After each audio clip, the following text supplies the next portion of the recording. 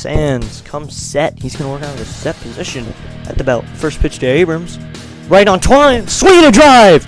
Deep right center field. Going back is right fielder Wallner. And that one is gone. Tries to go all the way in. He's going to kick it out to Thompson. Thompson for 3. Good from deep. 26-19. Klay Thompson hits another 3. Marsh at the track, at the wall. And that one is gone. Watch it fly. Riley Adams, top of the first.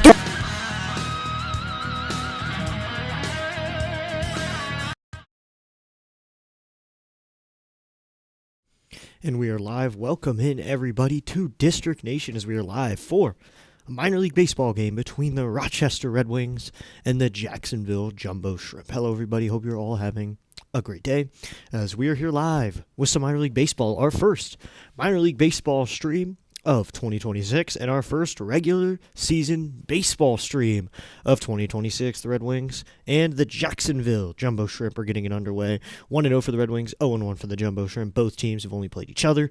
This is game 2 of a 3-game series, a quick 3-game series, and then the teams take to their new places to play their normal 6-game series.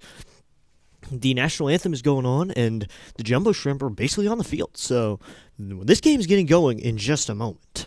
So we're going to get the starting lineups getting started in just a moment as we're going to watch some baseball today. Hope everyone is ready for it. We got the Red Wings coming to VyStar Ballpark for their second game. This is in Florida, so they have technically not left Florida yet. The Red Wings have not. And the good thing about this, only a couple days after the Nationals opening day. So AAA does get started pretty early on. And then you start seeing AA, Single A, High A. Those start later, and of course the Summer League start, and then the Dominican Summer League as well. Florida Complex League, Arizona Complex League, that all happens later on. As we're going to get going with the starting lineups right about now, as this game's going to get underway right here. Leading off for the Red Wings is going to be Christian Franklin, the left fielder. Batting second at the catcher, Harry Ford. Batting third, the right fielder. And hopefully will be on the Major League roster in a bit. That's Dylan Cruz. Batting fourth, the designator Ortiz. We'll get a first name on him in a moment. Didn't have a chance to check on these little things. That's Abimelech Ortiz. Then batting fifth in center field, Robert Hassel III. Batting sixth at first base, Matt Mervis. Batting seventh will be Yo-Yo Morales. Morales is going to man third base. Morales hopefully could make his debut at some point in 2026. We hopefully could see him. He's a third baseman, first baseman combo. Batting eighth at second base is going to be Philip Glasser. Batting ninth at shortstop, Zach Short. And on the mound, former National Mitchell Parker. He'll be down here to start. Maybe he'll be up in the MLB at some point. That's the National starting lineup. And we're going to get going with this game in just a moment. So we'll take care of the Jacksonville Jumbo Shrimp lineup when they come up. We'll get started with their starting pitcher. For the moment, his name is Bradley Blaylock. He's a AAA affiliate of the Nationals. 2025 stats, 15 games, 1-5 record with an 8.60 ERA. We'll see how he does. He has gotten some looks upstairs in big leagues with Colorado. He was with them last season. We'll see what he looks at. Just quickly, the field alignment for the Jumbo Shrimp as we're getting going with this game in just a moment. Hello, everybody. Hope you're all having an absolutely great day. I didn't really get the chance to put the poll in. We'll do that at some point as this game gets underway. So here's our layout, and as you know, this will be ahead of me. The screen will be ahead of me. Just let me make the call, and we'll be all good. No spoilers. So brought up a different thing real quickly. Didn't want that up. Just wanted the chat. So we're going to get going in just a second. So I want to get the poll going as Christian Franklin's going to step up. So I'm putting in the poll right now for this game as Christian Franklin is going to get underway. We'll see how this first pitch goes. We're a little late on the start. As coming set is Blaylock into his wind. First pitch of the game from Bradley Blaylock, and swing and a miss. Christian Franklin gets this one underway with a swing and a miss, and we are underway here from Rochester Red Wings and the Jacksonville Jumbo Shrimp from Jacksonville, Florida. Christian Franklin wears number 12 in the black Rochester Red Wings alternate uniforms, the 0-1. That one's a low ball one. It's a 1-1 count. Blaylock wears number 31 from the right side. Christian Franklin, this is his first plate appearance of the game. He's the left fielder, leading it off for the Red Wings. Blaylock into the wind, step back, pitch to Franklin. Franklin takes it low and outside. It's a 2-1 count. Trying to put this poll in here. So this is a regular season game now for minor league. If you're a minor league fan, thanks for stopping by. Or if you're just a Nats fan or someone coming in for a baseball stream, thanks for tuning in. Time called. Looks like the catcher Navarrado is going to go visit his guy Blaylock for just a second back there. And now we're back.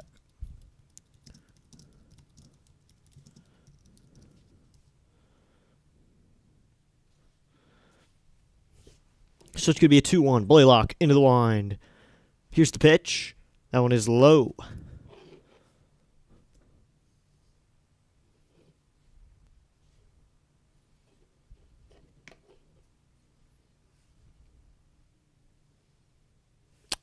Here's the 3-1, and Christian Franklin drives this one into right field. That's a base hit to the right fielder, Alderman. And Christian Franklin gets this one started with a ground ball base hit to right.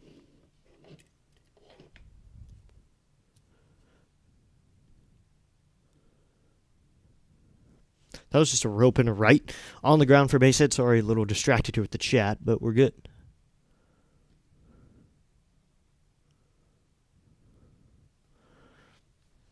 So here we go. Now it's going to be Harry Ford, who played for Great Britain in the World Baseball Classic. He'll get his first at-bat. Ford takes a breaking ball, and he's going to get a challenge here immediately. That was called a ball, but catcher Navarrado is going to challenge this one. Here's the ABS system. We'll see what this is called. They show Lone Depot on the screen. Here we go, the Jumbo Shrimp challenge. Very early on in the game. That one is very high, actually. It's a ball. That one did not get down at all. Missed by 1.8 inches. So that is a ball.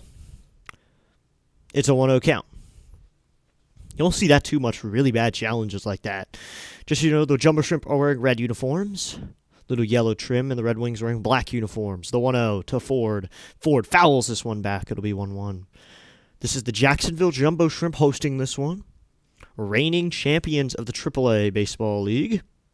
We'll see if someone can dethrone them. The Red Wings look good to do it. The Red Wings are a very good minor league team with guys like Harry Ford, Christian Franklin, who are going to be down here for a little. Matt Mervis, maybe. I think they have a good, real shot to win it all this year.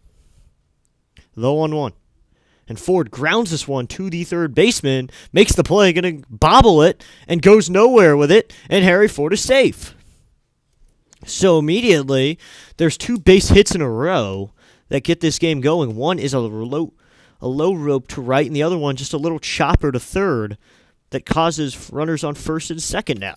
So 2 hits immediately here, and that'll bring up the red-hot Dylan Cruz with a hit last night. We'll see what Cruz can do. Back down here in AAA after being sent down. Dylan Cruz was sent down after having a not great performance in D.C., and Cruz swings and misses at that one.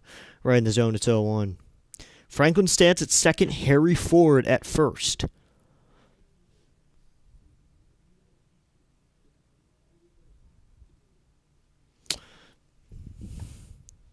Here's the pitch to Cruz, and Cruz takes it low. It's a 1-1 count.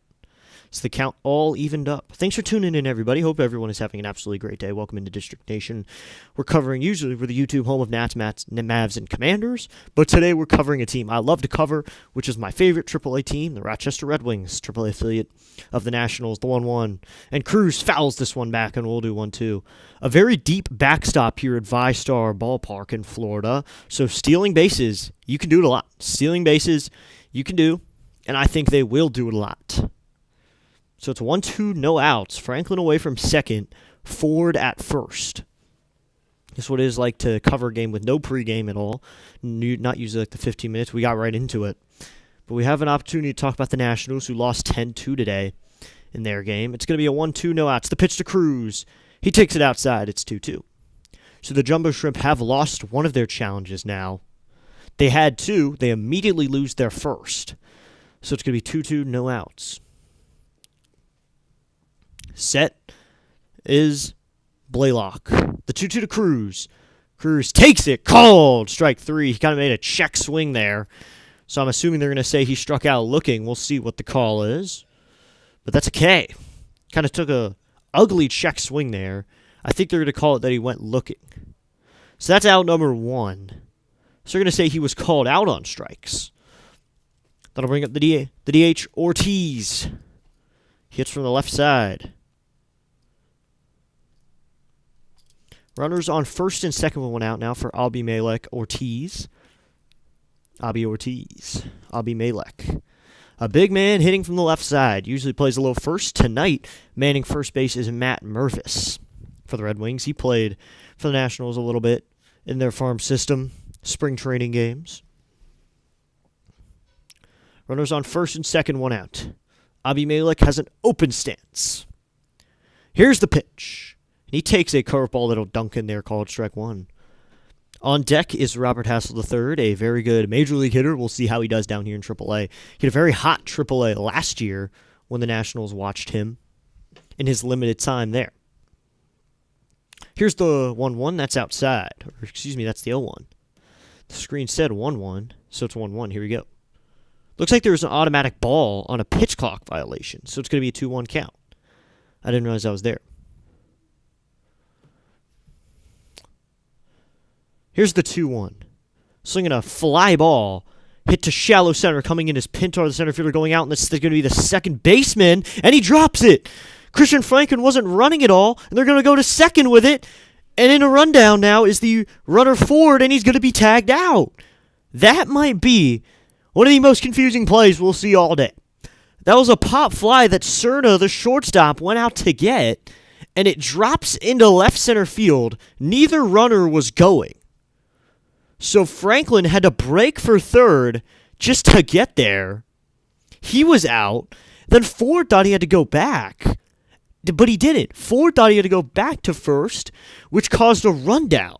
So we'll see how this is scored, how someone would score this, but that is a double play. That's technically a fielder's choice.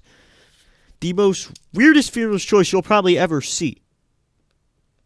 So they go 4-5 to get out Franklin, and then go 5-4 to get out Ford for 3 outs in the inning. Probably the most confusing play. But if you're wondering, welcome to minor league baseball. That's how it goes. 2 hits for the Red Wings, no runs. No one runner left on base in Ortiz. Abi Malek Ortiz flied out. And here we go. Welcome in to District Nation, everybody. Thank you so much for tuning in today. I'm District Nation and hope you like this shirt I'm wearing tonight. It's just a nat shirt. Didn't really put on a uniform for tonight's broadcast. But we got some baseball going on tonight. Hope everyone is excited. We got a nice little minor league game. We covered some minor league games last summer when we started the channel. We're going to cover a little bit more this year. Hopefully we can make it more of a usual thing to cover some minor league baseball. Hope everyone is having an absolutely great day. Mitchell Parker taking the mound for the Red Wings. We'll see how he does in this role in AAA to start the season. Maybe he'll be called up. But just today, to talk about the Nationals real quickly, 10-2 loss. A 10-2 loss. Not the best, as the field alignment's being shown for the Red Wings, but not the best for the Nationals. They can bounce back. The Nationals are a very good team, I think, this year. They're not going to be a World Series winning team, but they're a good team. I think, personally, you don't say this at the end of the season saying, oh, I told you so. I think they realistically can win 78 games this year. 78 games, just a few games under 500. They showed that over the last 2 games. They're a good team, but at the same time, they're not perfect with the errors they made in the field today. As we're going to get Mitchell Parker, who's wearing number 50 here for the Red Wings, is going to go into his line. First pick to Pintar. The center fielder is high and outside. Ball 1. So it's a 1-0 count.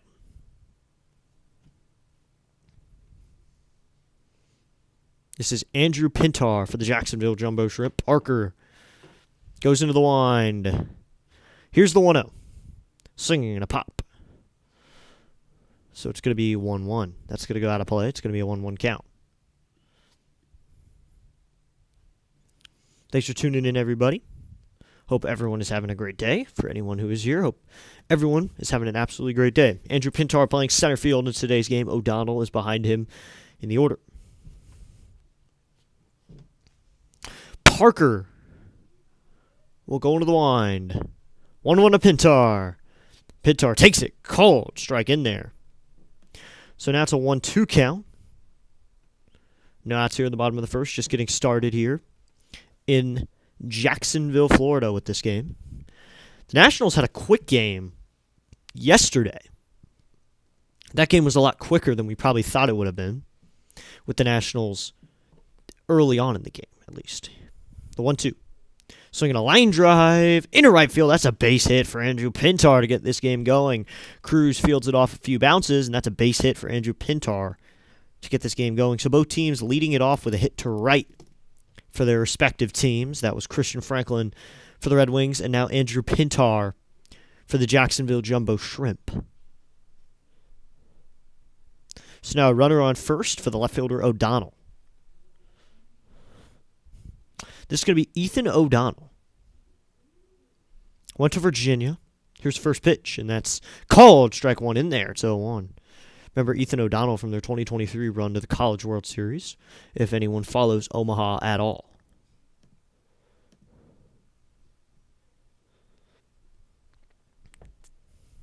Ethan O'Donnell manning left field for today's game.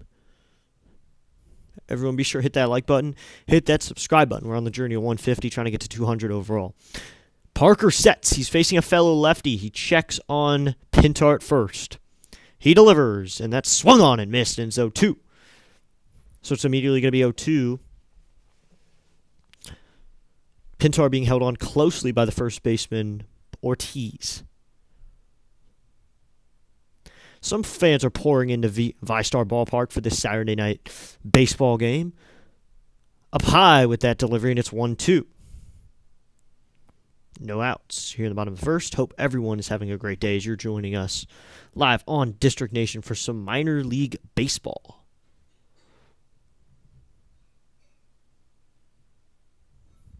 So it's going to be 1-2.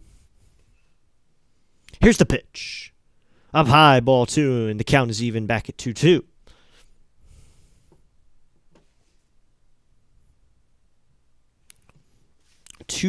No outs. Leading away from first is Pintar. On deck, Alderman, the right fielder for from the Jumbo Shrimp.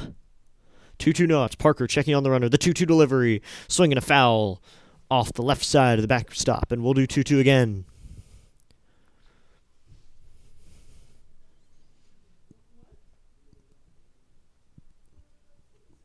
No outs. Parker steps back onto the rubber. Fans are starting to pour in. A lot of people wearing respective Florida gear. Some Marlins fans, but pretty close to Miami from Jacksonville, Florida. Here's the 2-2. Swing and a miss, and a ball in the dirt. And the runner will not go anywhere. Mitchell Parker with strikeout number 1 to get the evening going. So that's strikeout number 1. So it's going to be 1 out, and Pintar is at first. Strikeout there on a ball in the dirt, and that'll bring up Alderman, the right fielder, hitting in the 3-hole today.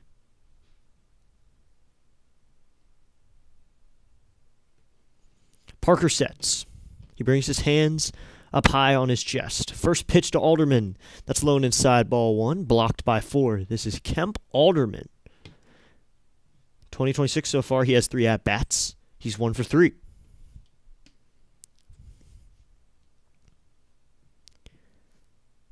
It's the AAA reigning champs, if you don't remember me saying that. AAA reigning champions. Parker comes set. Here's the 1-0. Swing and a miss, and it's 1-1.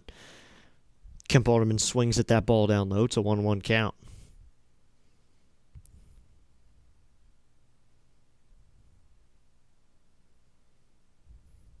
Parker comes back set. Takes a check on Pintar. The pitch. That's inside. Runner going. That throw is not in time. That was thrown down towards the left of the second baseman, Glasser, who didn't make the most perfect play on it.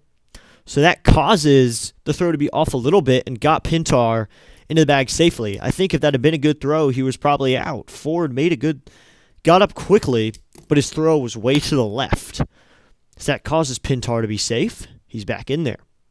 So now there's a runner in scoring position with 1 out. And this one's popped out to center field. Getting under it is Hassel. Going out of second baseman, it's going to be Dylan Cruz's ball who comes in. So that's out number 2. Dylan Cruz comes in and makes a nice play to make it 2 outs. Now Martorella, the first baseman, will step out to the plate.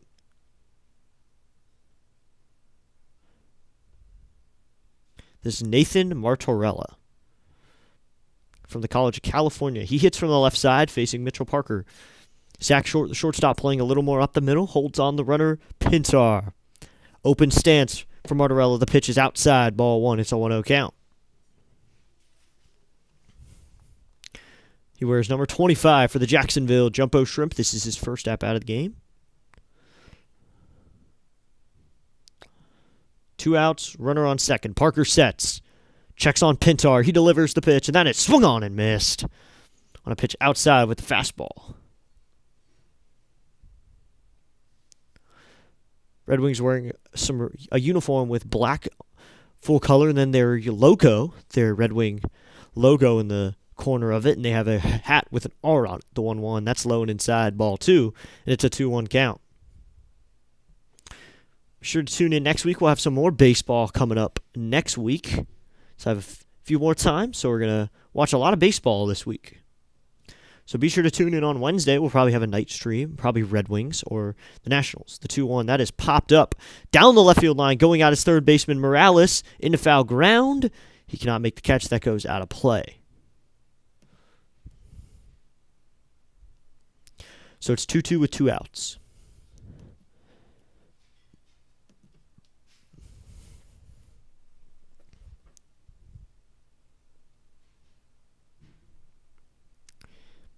Two outs, runner on second. This is Deuce's situation.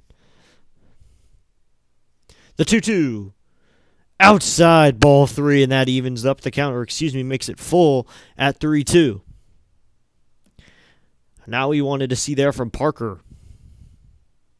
So the count is full at 3-2. Parker set, brings his hands up high. He starts at the belt and then brings his hands up higher. The 3-2. Called strike 3. Got him with that one just on the inside corner. Strikeout number 2. Strands the leadoff hitter Pintar at second base. 2 strikeouts in the inning, 1 hit. 1 runner left on base at the end of 1. It's the Rochester Red Wings 0. Jacksonville Jumbo Shrimp 0 as well. So as I was saying, on the Nationals game, the offense was obviously not there too much. They were grounding in, putting the ball on the ground a lot and right into hitters' hands. So I think you can't do that. You can't do that when you're facing a pretty decent team who's going to hit the ball. The Nationals hit the ball well on Thursday because we haven't talked about this game yet. The Nationals hit the ball well on Thursday. They saw it well, and they were playing that a field was blowing the wind in. So if you hit anything to the left side, it was probably going to get knocked down. So hits to left field were not going anywhere. James Wood was not alive for the first game, but he came alive today with a home run, so he got his offense started off decently well with a nice little bomb. The Nationals found power in other sources. Joey Wiemer managed to take a ball to left and hit a home run. That was interesting. He managed to take a ball out of here in Wrigley Field during March. That was cool. Later in the game, Jacob Young first. Jacob Young decides to take a ball deep to right. He goes opposite field and grabs a home run. So that's 2 home runs already. And then Brady House goes to right center field, semi-opposite field. But Jacob Young was impressive because he was completely apotaco. And Jacob Young doesn't have power, too. Jacob Young is not the guy who's going to blow you away with absolute power. He's going to blow you away with little situations, bunts, base hits, not with bombs. And that's what he did. He blew us away with a home run. So good job, Jacob Young. Great job, Jacob Young. So you should get going back with the top of the second in a moment. Robert Hassel III is going to lead it off. When hitting leadoff last year in the game that we watched between the Red Wings and the Scranton WB Rail Riders, Robert Hassel went deep on the first pitch, and he was at home. He faced a righty in that one, but Hassel is a very good hitter as well. So we'll face the second inning here. Second inning of work for Blaylock. So we're going to get going. Robert Hassel III, a guy who's played a little MLB, and that one's inside. Ball 1 goes inside on him.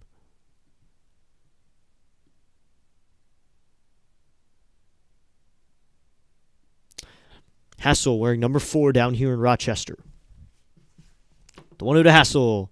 And Hassel takes that outside 2-0. Does a little Soto shuffle there. Saw a little Soto shuffle. Got a little movement from his hips on that ball 2 delivery.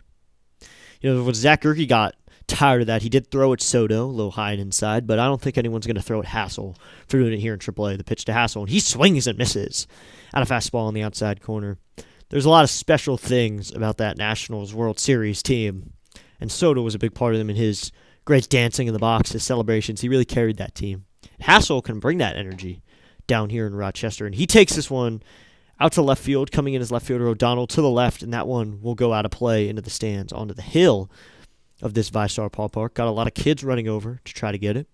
Saturday night game, you're going to have a lot of kids there to try to get foul balls to hang out. I think that's what you get during Saturday night games. On deck, the first baseman, Matt Mervis. So it's going to be 2-2. Hassel, Mervis, and Morales will be hitting in this inning. Hopefully the Red Wings can see some more hitters here, get the runs on the board early. They got the win last night in a heavy hitters battle 9-8. 2-2. And Hassel hits this one out to left center field, and the left fielder O'Donnell is there to make the catch for out number 1. So that's out number 1. On the fly out. So that'll bring up Matt Mervis, the first baseman. Mervis got some work in during spring training, had a pretty good stint down there. And now, after Mervis would be Morales, who sustained an injury last night, but seemed to be okay, and it happened on the last play of the game. We'll talk about it when he comes up to the plate. First pitch to Mervis, and he drives this one. Deep center field. Going back is Pintar. This one coming in now. Pintar's going to have to make a catch. He had to run in to get that one. Originally ran all the way back to the track. Realized the wind blew it down a little bit, and then came in a little bit and made the catch for out number 2. So Mervis takes a ball deep, but it doesn't have just enough power. So that's out number 2, and that'll bring up Yo-Yo Morales, or Yohandy Morales, his full name. He, at the end of the game, made a play that made him stretch a little bit, and his leg seemed to be hurting. They checked on him, but he seemed to be okay. So Morales is okay. First pitch to Yo-Yo. And Yo-Yo takes a curveball that dunks in there, called strike 1. Hopefully Yo-Yo can make a showing here at the end of the season in D.C. The 0-1, and Yo-Yo takes that down low and outside, so 1-1 count. 2 outs. The Red Wings last season were good at getting on the board early, and that was one of the seasons and the reasons for a lot of their success facing teams like the Jumbo Shrimp. The 1-1, Morales grounds this one. Third baseman Barry will fire it over to first in time for out number 3. So that's an easy 1-2-3 inning for Blaylock, and that'll end the top of the second. So not what you want to see there, as after 1.5 now, we'll head to the bottom of the second. It's Jacksonville nothing, Rochester nothing. We'll be back in just a moment.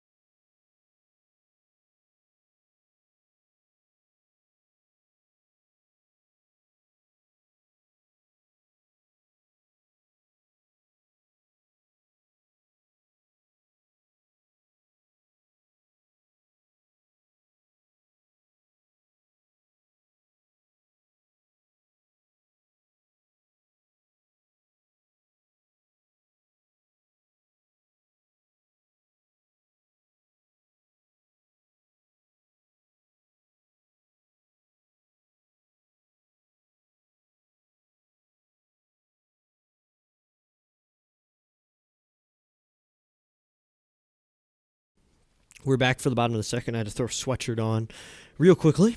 Getting a little cold, but it is still March, so I think that's acceptable. Jesus Bastidas will lead this one off in his 4 at-bats. He's 1 for 4. He'll lead off the bottom of the second. Jesus Bastidas. It's not Batista, it's Bastidas. Bastidas. Interesting name. So here's the first pitch from Parker to the righty. That's low and outside, ball 1, so 1-0 count. Hope everyone is having a good afternoon, whether you're here because you're a Nats fan, a baseball fan in general, or just a sports fan, or you're a diehard Red Wings fan. Thanks for tuning into tonight's broadcast. Parker into the wind. Here's the 1-0. And that's swung on and missed by Bastida, and that's 0-1. Bastidas. On deck is Barry, the third baseman. On deck, Etzel, the designated hitter. In the hole at Etzel. A righty-lefty matchup here. Parker into the wind. The 1-1. That's called strike 2 in there, and it's a 1-2 count with the fastball.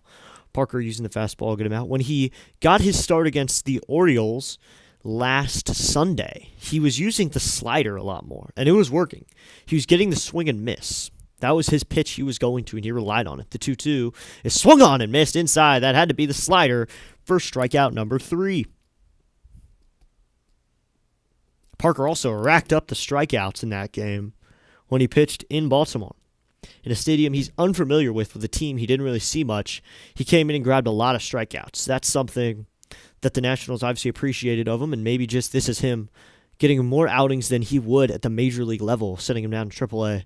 Let him get these options. Now it's Barry, the third baseman. First pitch, he check swings, appeal. We'll see the call. Do they call it? And no, they did not, so it's ball 1. Remember that the scoreboard is ahead of me. Just let me make the call. No spoilers. And that screen is ahead of me. The one right here is ahead. The 1-0. Outside ball 2. It's a 2-0 count. Hope everyone appreciates these little minor league baseball streams. We'll get back to MLB when they come back, but we couldn't do the 220 game today. But I did watch most of it. So I do know what happened that game. Not a good game at all. The 2-0. And that is low and outside ball 3. It's a 3-0 count immediately.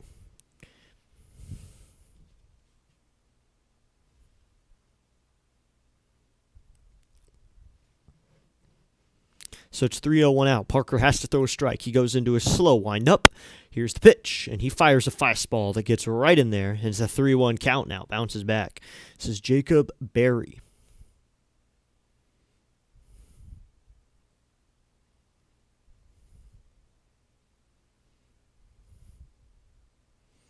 3-1, 1 out.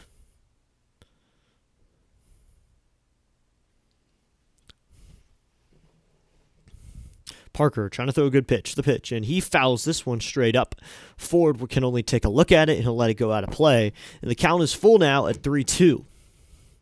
Thanks for tuning in, everybody. Tonight we got some minor league baseball. We'll check in on NCAA basketball as that's going on as well. We have a lot to check up on at points during this game, but it's only the bottom of the second.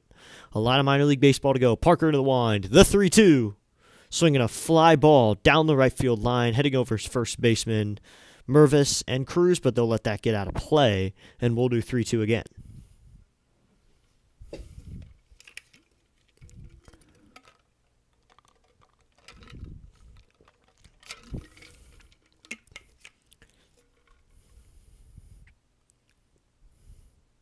So it'll be 3-2 here. Here's the pitch. Swing and a miss on the fastball.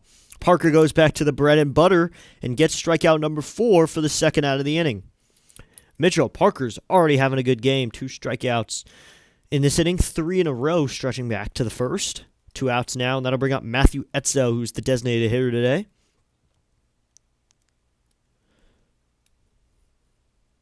Matthew Etzel with his very long beard. He hits from the left side in a lefty-lefty matchup. Parker into the wind. First pitch to Etzel, and he takes a curveball that dunks in there, called strike 1. It's an 0-1 count. So the only Red Wings games that we called the Red Wings Rail Riders 1 game, then 2 games of the Red Wings Knights series. So those are the 2 we've called. The 0-1, that's just high ball 1, and it's a 1-1 count. So we do have a familiarity with some of the players. Last year we got to watch Nick Schnell, who I absolutely loved. If anyone remembers Nick Schnell, he was a very good hitter for the Red Wings, probably one of their most powerful bats, the 1-1. Swing and a ground ball. This one is to the second baseman, Glasser, who will just flip it over to first for out number 3, inning over. So Parker responds to Blaylock's 1-2-3 with his own 1-2-3. We're through 2, and we'll head to the third. It's the Red Wings, nothing. The Jumbo Shrimp, nothing. So everyone, I hope everyone is having a good evening. Hope everyone is tuned in. Hopefully you're comfortable. Maybe you're just watching this somewhere random. Hope you're finding some comfort here. Sit back and relax, enjoy some minor league baseball. Our first official regular season game called of the 2026 season is a minor league game. Minor league baseball is always fun. You get to watch prospects, you watch upcoming players. It's really interesting to watch. So probably our next game we'll do is possibly a game on Wednesday, or we'll just start the series on Friday between the Nationals and the Dodgers. I will not be doing the Easter Sunday game. I'm going to that game. But we might be able to do the Friday or Saturday game, maybe even both. So that's what we're doing, what is coming up. Hope you can join us for that. On District Nation, we got a lot coming up. Got a lot of baseball coming up as the summer is approaching, and I'm excited to cover a ton of baseball for every type of fan. So I hope you'll tune in. As you know, we are going to be doing something new. We're going to have Sunday Night Baseball Minor League Edition because Sunday Night Baseball starts a little late, and I like to watch the game just kind of as I'm getting into bed, maybe just watch it as I'm going to bed. So I do Minor League Baseball Sunday Night Baseball. So we cover usually one of the more lower teams, but we talk about games going on. We talk about other games. We finish up some games calling, but we're calling a minor league game. So we call that game, and I'll send you over to play-by-play with JJ or Peer Adrenaline Sports or Thomas Fitzpatrick, anyone on the Sunday Night Baseball game, and we can hang out there. But first things first, at 6 p.m., 7 p.m., be here for Sunday Night Minor League Edition. So that's what we're going to be doing here. Maybe we'll see some Red Wings baseball, maybe Senators, Wilmington Blue Rocks, Fredericksburg Nationals, maybe even some other teams. Anyone in the minor leagues. Hopefully you can join us for that as we're getting going for the top of the third. Blaylock back out here for inning number 3. He's going to face Glasser, the second baseman, first pitch to Glasser, and he grounds this one. Third baseman cuts off shortstop Cerna, and Barry fires over to first for out number 1 here in the top of the third. Sets out number 1 on a 5-3 ground out. And that'll bring up Zach Short, recently traded for him. In spring training, they made the trade for Zach Short, so he's down here in Rochester getting his work in. First pitch tonight was at 6:35 p.m. First pitch is low ball 1 to Zach Short.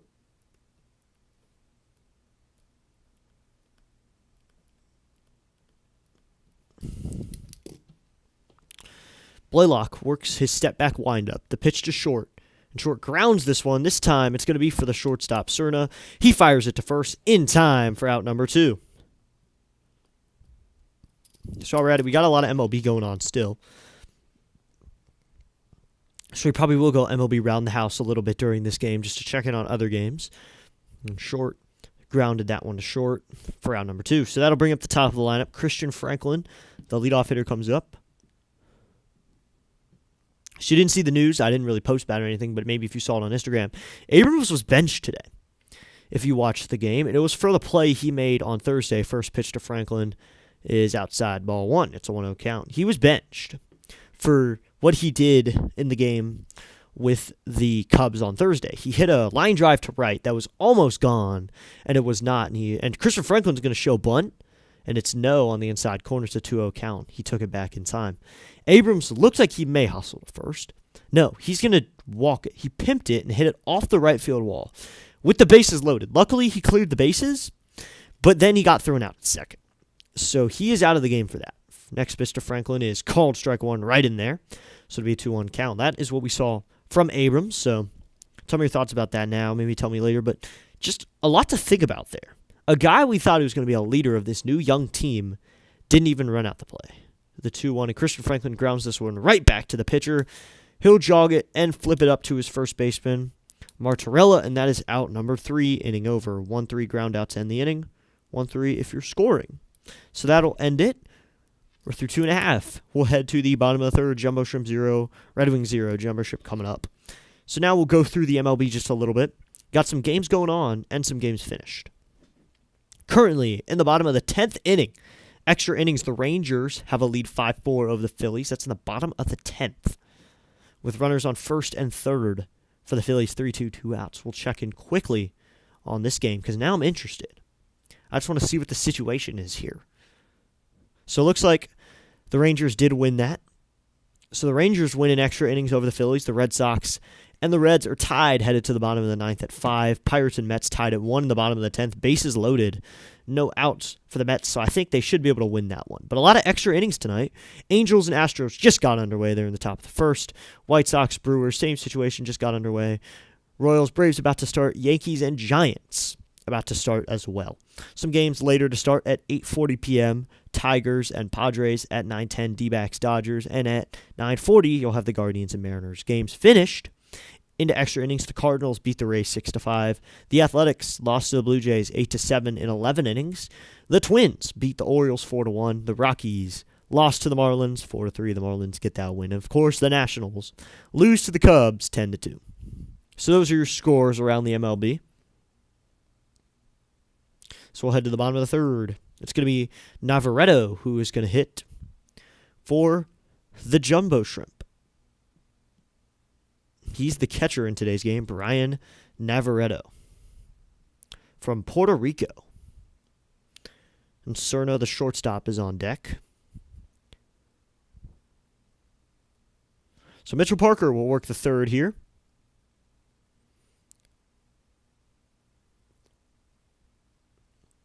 On deck is going to be Jared Cerna. Parker brings his hands over his head. He goes in the wind. First pitch to Navarreto is a curveball that dunks in there, called strike one. You'll see Mitchell Parker work with the curveball, the slider, and the fastball probably the most. This is Brian Navarreto. It's going to be Navarreto, Cerna, and then the top of the lineup with Pintar. And that is just outside, ball one. It's a 1-1 count. Count all evened up. Parker already at 35 pitches here in the third inning. See if he could work a little bit into this game. Now he goes in the wind. 1-1. Swing and a miss at a pitch low and outside, and it's a 1-2 count. Parker already doing well, doing his strikeout thing with 4 through 2 innings. 2 in each inning so far. Called time here for Brian Navarreto. You'll see AAA benches and minor league benches in general are never as filled as major league benches. They usually have less people, more in the bullpen as well. The pitch, swing and a miss at the slider outside. Strikeout number 5 for Mitchell Parker. So he goes back to the breaking ball, and it works. 5 strikeouts here working into the third. And now this will bring up Brian Cerna, the shortstop. First at bat here, hitting in the 9 hole.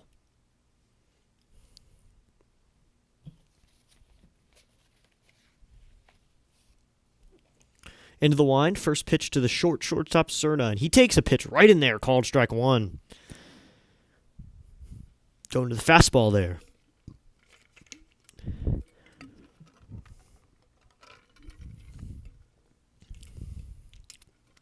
Parker into the wind. 0-1 to Cerna, and Cerna drives this one to left field. Coming in is left fielder Franklin. Going out is Morales into foul territory, and that one will get out of play.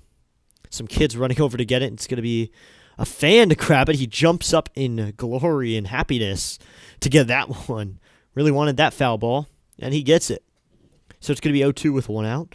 Just execute it. That was a long strike, and that's what works for Parker.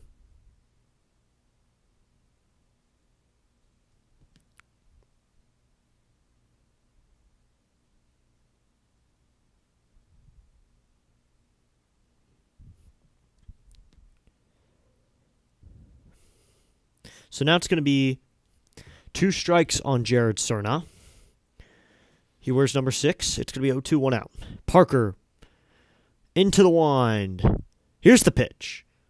Called strike 3 on the outside corner. Strikeout number 6 for Mitchell Parker. That time it's called strike 3.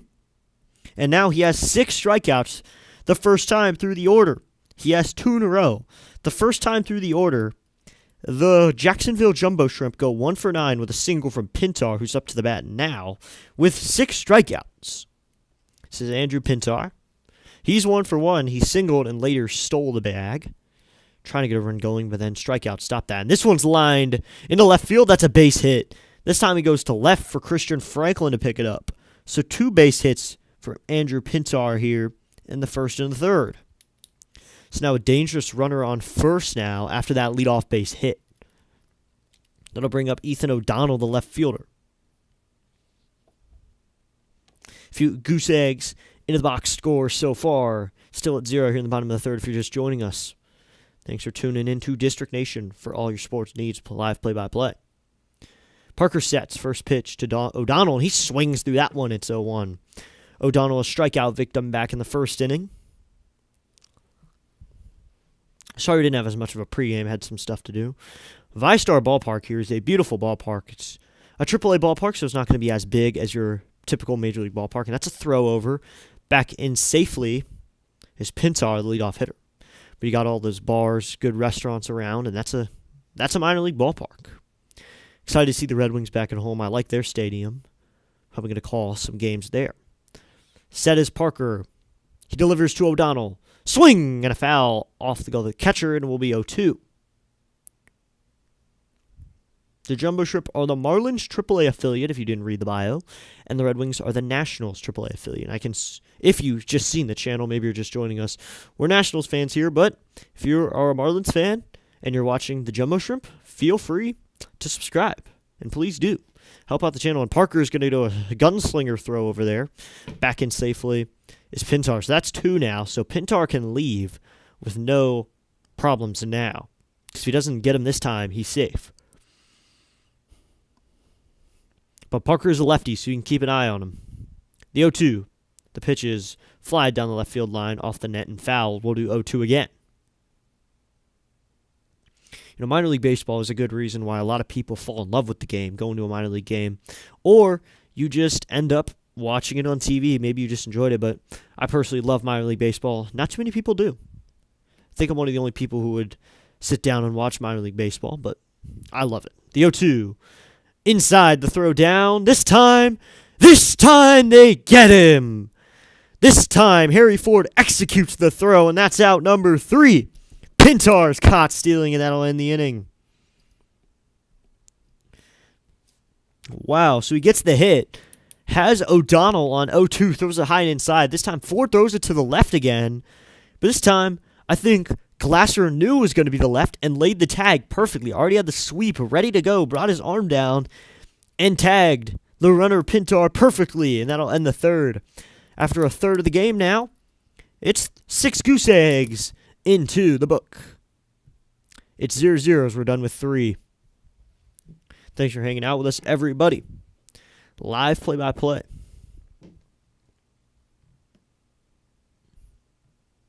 We got big things coming up on the channel, a lot of development going on. Hopefully, you can join us for all that, because I think the channel is growing a lot more. We started at 3 subscribers, coming in, streaming a Nationals game. And this is what it's come to. 100-some subscribers, 140-some.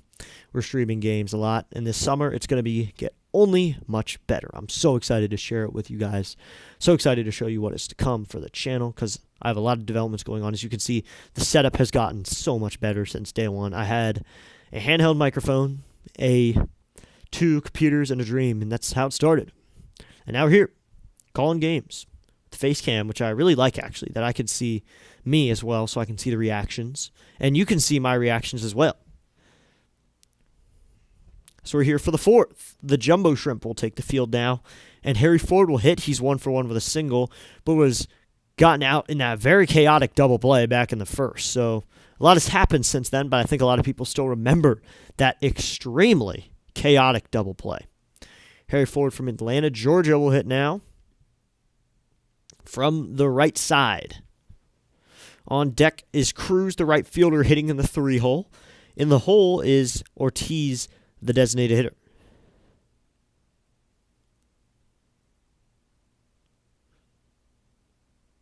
Is this already a new arm?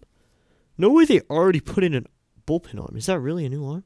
Blaylock is still out there. I thought that was a new arm. Blaylock only at 30-some pitches. First pitch to Harry Ford, and that's low and outside, ball 1. 34 pitches, 19 strikes. 0-for-1 reached on it. Oh, they gave him a reached on air. Okay, so Ford reached on an air. I didn't realize they gave that to him.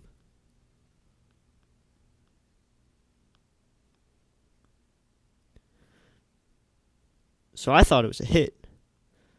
But they gave him a reached on air. So there was an error back in the first. We're going to have to change that in the book. Here's the 1-0 to Ford. And Ford takes a ball low, and it's a 2-0 count with a fastball there.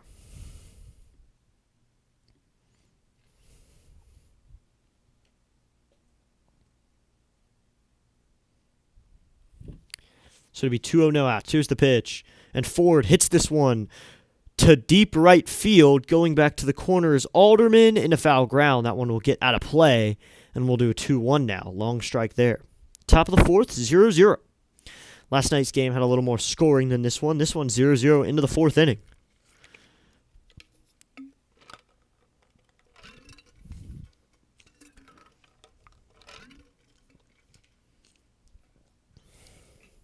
It's going to be Ford, Cruz, Ortiz in this inning.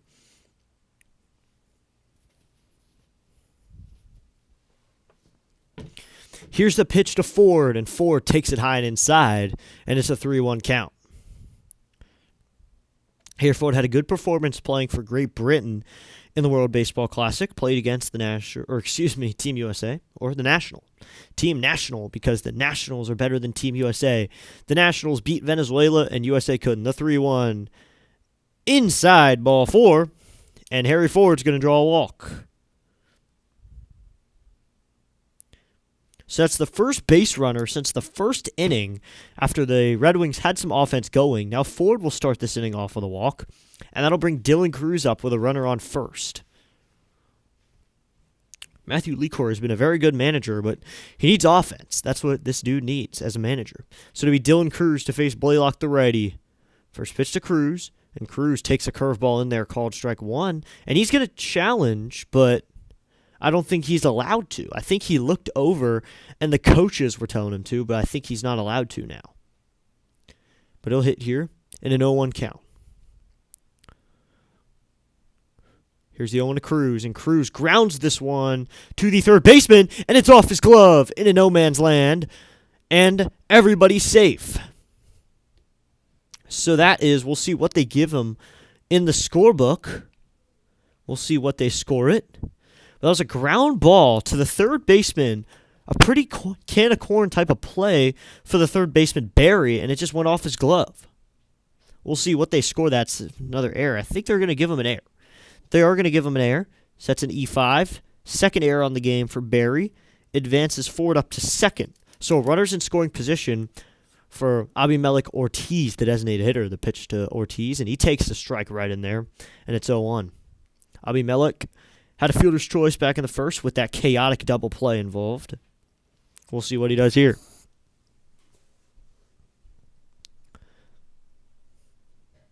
Here's the 0-1 Ortiz, and Ortiz takes it in the dirt. Back pick over to first. Cruz back in time with a throw a little high.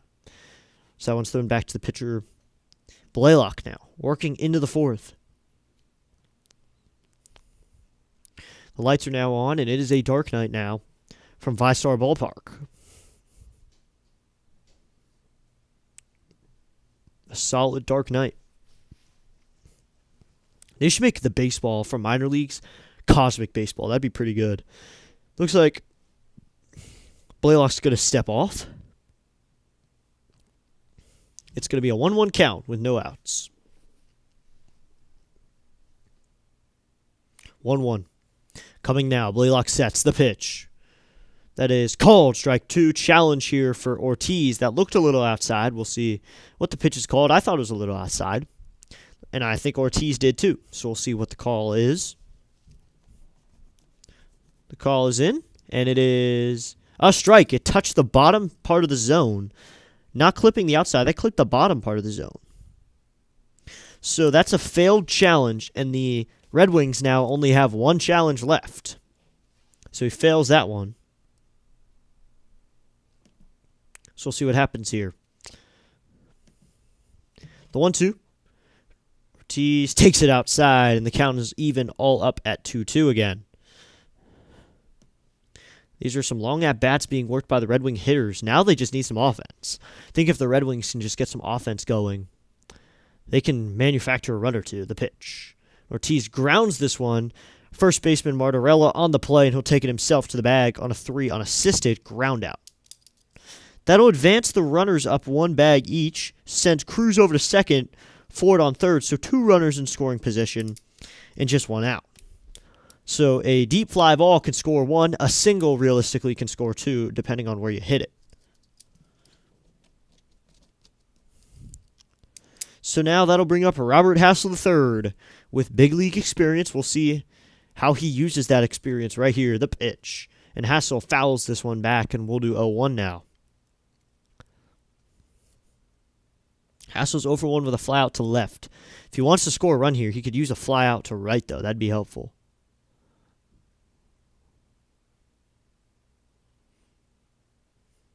Looks like Riley Adams is on the bench for the Red Wings. I love seeing Adams. Former Nat had a great end of season last year. And that's a ball in the dirt blocked by catcher Navarreto.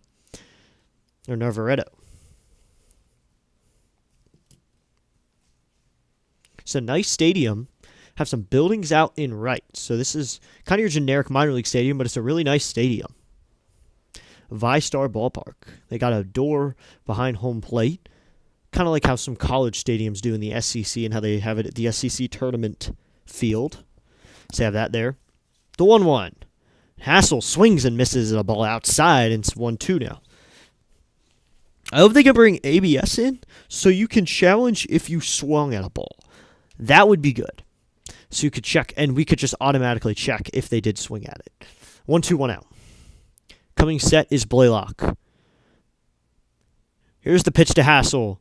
And Hassel swing and a miss, and that ends Hassel's at bat, and now it's 2 outs. So now they really do need a hit to score any sort of run. With runners on second and third, they could have used a fly ball earlier, and now they need a hit.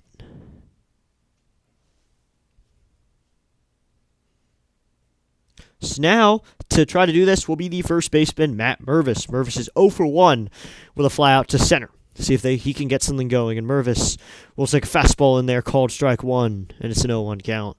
So now both teams only have one challenge left on the ABS system. Back in the first was used 1, and now the Red Wings lose theirs in the 4th. The 0-1. Up high, ball 1, it's a 1-1 count. Hope everyone excited for Nationals baseball and the minor league affiliates of the Nationals. Got a lot of good baseball to watch this year. Hope you saw that short where I motivated people to watch the Nationals. The 1-1 is outside, ball 2. It's a 2-1 count. I don't think either team is going to use their challenges until much later in this game now, considering the circumstances. 2-1, 2 outs. Coming set is Blaylock. The pitch. In the dirt and inside, ball 3. It's a 3-1 count. 3-1, 2 outs, and Blaylock will get a new ball off the mound. Longer inning here for the Red Wings, trying to get something going. Just a run or two, and looks like it's an automated ball. What? Automatic ball? Wait, what happened there? They're going to... Bradley Blaylock intentionally walked Matt Mervis to bring up Yo-Yo Morales with the bases loaded and 2 outs. Wow. So Yo-Yo Morales has a chance with the bases loaded and 2 outs to get something going. Looks like they wanted an out any base. Morales flies this one down the right field line and foul. We'll do 0-1. Bringing up Yohandy Morales with the bases loaded. That is dangerous. We'll see what he does.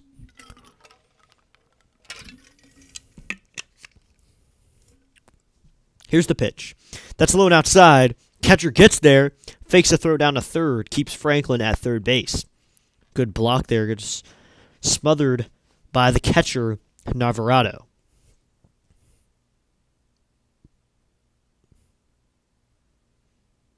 So it's going to be 1-1 with 2 outs.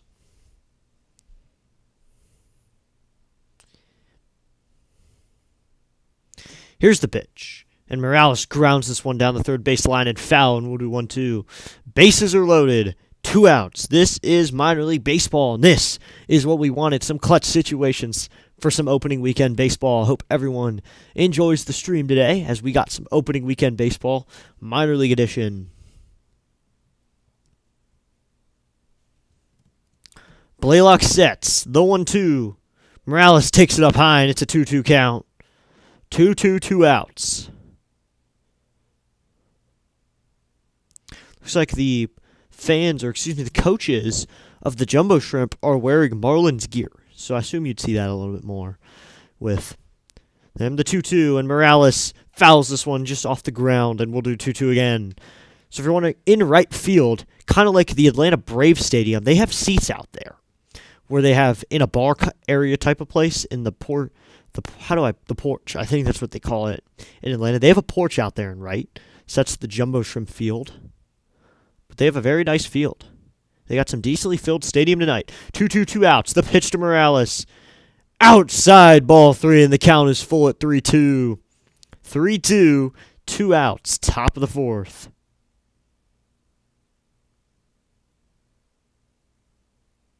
Coming set is Blaylock. The pitch to Morales. Called strike 3 on the inside corner, and that will end the inning. They managed to strand the bases loaded. Wow. That was good work by Blaylock. He intentionally walked Mervis so he could face Yohandy Morales, and obviously he had some reasoning behind it. No hits in the inning. 3 runners left on base, an error, no runs. We'll head to the bottom of the 4th. It is still 0-0.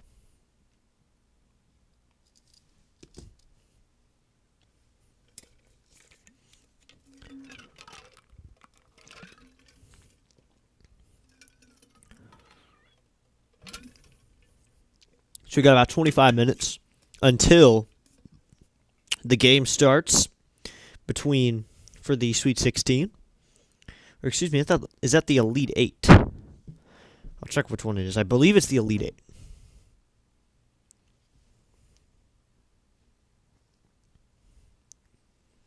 But we're going to get going with the bottom of the 4th in just a moment. So the Red Wings and the Jumbo Shrimp headed to the bottom of the 4th. Going to lead it off is Ethan O'Donnell for the Jumbo Shrimp.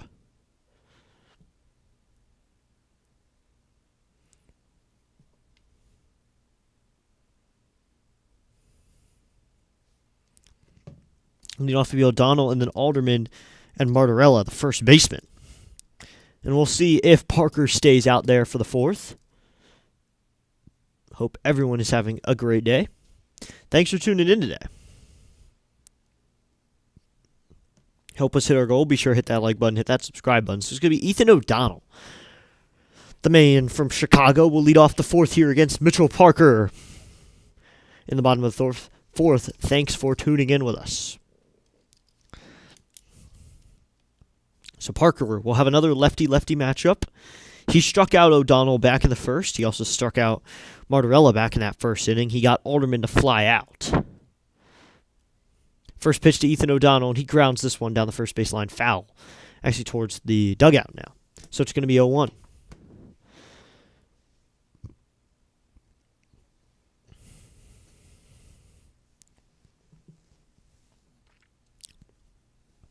So Ethan O'Donnell, the lefty, the pitch. So in a ground ball, this one will be right to the shortstop. Zach Short, he'll throw it over, and that's out number 1. Gets a ground out there for Mitchell Parker. Mitchell Parker has out number 1 here in the 4th. He gets Ethan O'Donnell to ground out to Zach Short. So that'll bring up Alderman, the right fielder.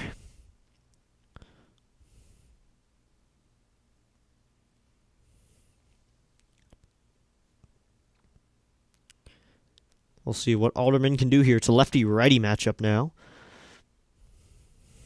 Kemp Alderman hitting .333 on the dot in his 1-for-3 performance yesterday. And that's ball high, and it's a 1-0 count.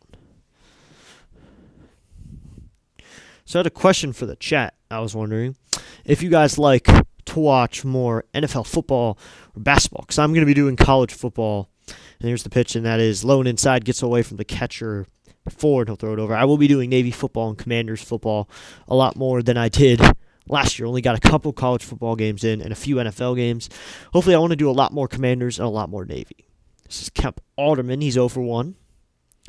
But we are, firstly, a baseball channel. Parker into the line, the 2-0. Just low, ball 3 into 3-0 count. Thought that one might have been in the zone, but it's not. 3-0, 1 out. Parker brings his hands over his head. He will go back into the windup. the 3-0 pitch. That is low, ball 4, and Alderman's going to draw a walk. So with 1 out, Alderman finds his way on to first, and then bring up Martorella, the first baseman.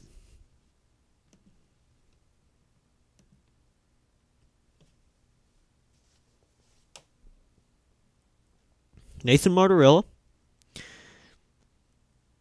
He's been playing in the minor leagues for a while. Has over 1,500 at-bats in the minor leagues. Here's the pitch. And that's swung on and missed in the dirt, and it's 0-1. He's one of those guys who's gotten a lot of ABs in the minor leagues. 0-1, 1 out. Here's the pitch. That is just low, ball 1. It's a 1-1 count.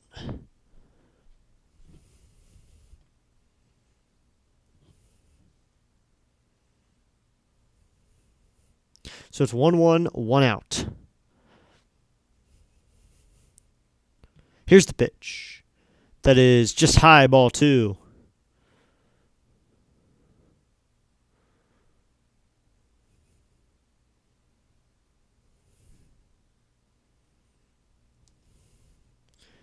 So it's going to be 2-1. He's got a few people voting on the poll. Got 100% Red Wings. Let's go. 2-1. Here's the pitch to Martorella, and he swings and drives this one into the gap in right center. That's going to plug the gap. Chasing after it's Robert Hassel III. Martorella is running around second, and coming home is Alderman. He will be in there safely. That's a double in the gap for Martorella, the first baseman, and he drives in a double. He drives in 1 run, and it is 1-0 for the Jumbo Shrimp. So the first run of the game comes here in the bottom of the 4th. Last night it was a high-scoring game. Today we're just going to get a double in the gap to get scoring started. What's up, that guy 29? I know yours is that guy 29, even though it says that guy 87. It's always been that guy 29. Thanks for tuning in. I know you're a Nats fan, so thanks for tuning in with me. So now, here we go. It's going to be Bastidas, the second baseman. Parker Sets now trailing by 1. Here's the first pitch. That's going to be a slider that bends in there, called strike 1, and it's an 0-1 count. 0-1, 1 out. With a runner on second now. Martorella not a threat to really go anywhere. The 0-1 is swung on and missed on the slider. He is way early on that one, and it's immediately 0-2. Something Parker struggled with was controlling the hits. We saw that at the major league level. He's a good strikeout guy, but he also needs to control the at-bats, control the hits. And he did well with that through the first 3 innings, and now here in the 4th, their second time through the order, the Jumbo Shrimp are trying to figure him out a little bit, and they seem to be succeeding with that. Parker Sets the 0-2. Swinging a foul back, and we'll do 0-2 again. Martorella, not a threat to go anywhere. Not the most slim guy there is, to put it in one way. 0-2, 1 out. Parker Sets. Here's the pitch. Swinging a foul down the right field line again. We'll do 0-2. I do like how the Jumbo Shrimp coaches wear Marlins gear, Marlins sweatshirts over, and it must be pretty cold for them, so they just threw them on. But the manager, seems to be wearing a Red Wings jersey. 0-2, 1 out. Here's the pitch. Down low, ball 1, blocked by Ford, and Martorella's going nowhere. Ford keeps it in front of him, goes a little bit towards the right, but Martorella overall kept it in front of him. So it's 1-2, 1 out.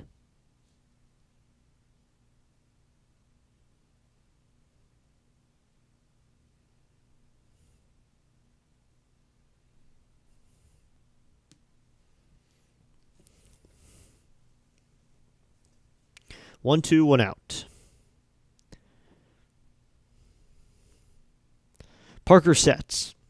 Here's the pitch. Swinging a chopper. This one will be fielded by Parker off the mound. It goes off his glove. He flips up to first. Is it in time? Yes. So Parker initially didn't make the play. It went off his glove, but he got it to first just in time.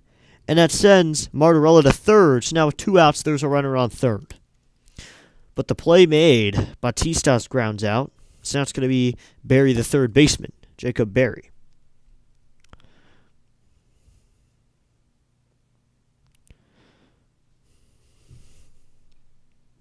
So Ford quickly visited on his pitcher, Parker, but he seems to be good. Just a reminder that opening day for minor league baseball for single A, double A, and high A is coming up. We'll probably be doing a couple of those games, but overall we're going to be doing a lot of Nats, other MLB teams, and the Red Wings. Those are our 2 main teams. So that's going to be Jacob Barry, who's 0 for 1 with a K.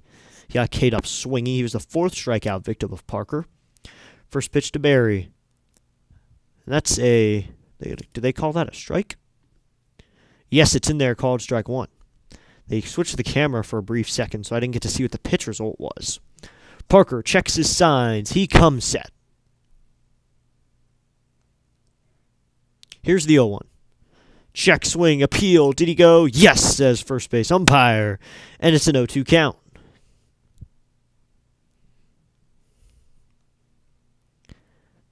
Leading off for the Red Wings next inning will be Glasser, then Shore, and then Franklin will hit. So that's what's going on for the Red Wings next inning offensively. 2 outs, runner on third. Parker sets. The 0-2. Swinging a ground ball, fouled on the third base line, and we'll do 0-2 again.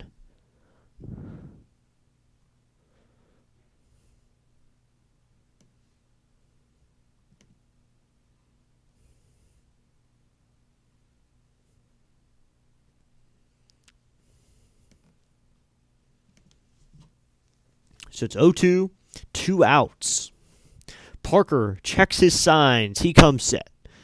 Does not need to check on the run of the pitch. Swinging a line drive down the right field line, but that luckily just goes foul into the net. If that had been fair, it would not have been good. Hit pretty well there by Barry. Martorella probably would have scored and it would have been a 2-0 game. Instead, it's only 1-0.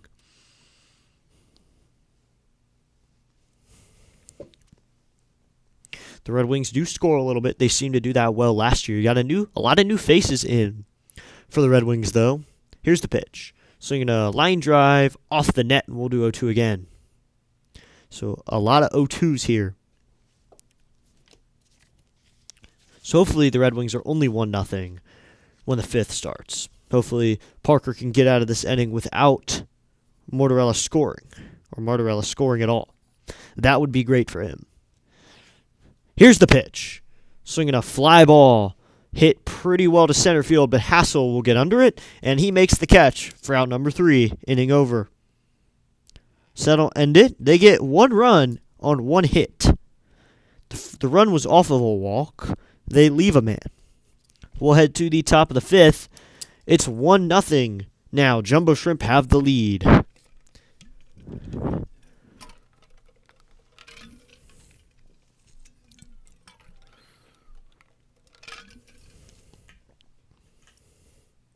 Head to the 5th. Again, I welcome everybody to District Nation. We cover baseball, basketball, football.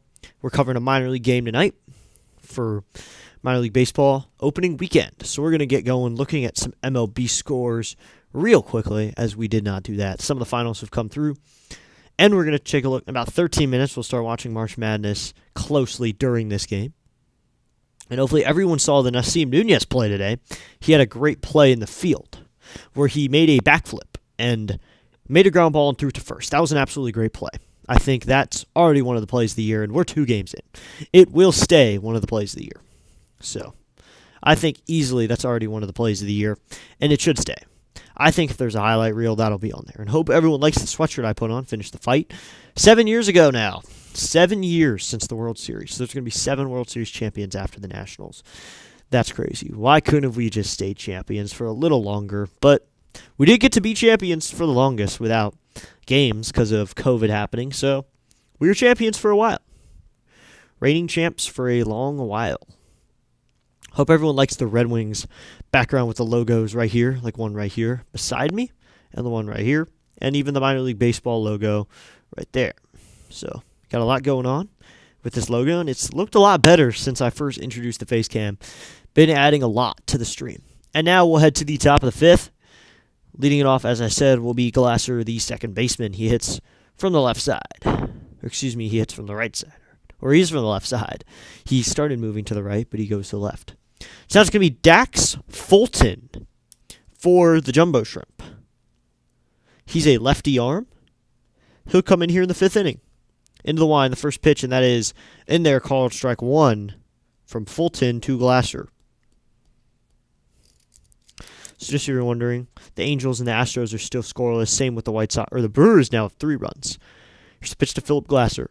And Glasser loses the bat and hits that one foul. The bat went flying out of his hands, and that makes him lose the bat and makes him go foul. So it's 0-2 now. Blaylock went 4, so he's not lined up for the win yet.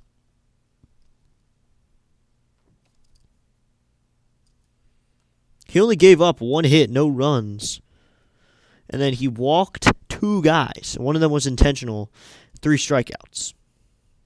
So that's the line for Blaylock. Here's the 0-2 from Dax Fulton. That's in the dirt, ball 1. It's a 1-2 count. I wonder who we'll see out of the bullpen for the Red Wings at some point. Maybe Parker can work into the 5th, get out of it. Today, Miles Michaelis worked 5, so he had a good game. He just didn't exactly have the best game. The 1-2. Swinging a chopper. Ooh, that is off the catcher immediately. Wow. Hit hard right off the catcher. So we'll make sure the catcher, Navarrado, is okay. The umpire will come out and talk to Dax Fulton. As the catcher starts to limp a little bit, trainer will come out and make sure he's okay. He is limping on a foot. Wow, that must have hurt. Trainer talking to him, same with the manager of the Jumbo Shrimp, making sure their catcher is okay. They take his mask off.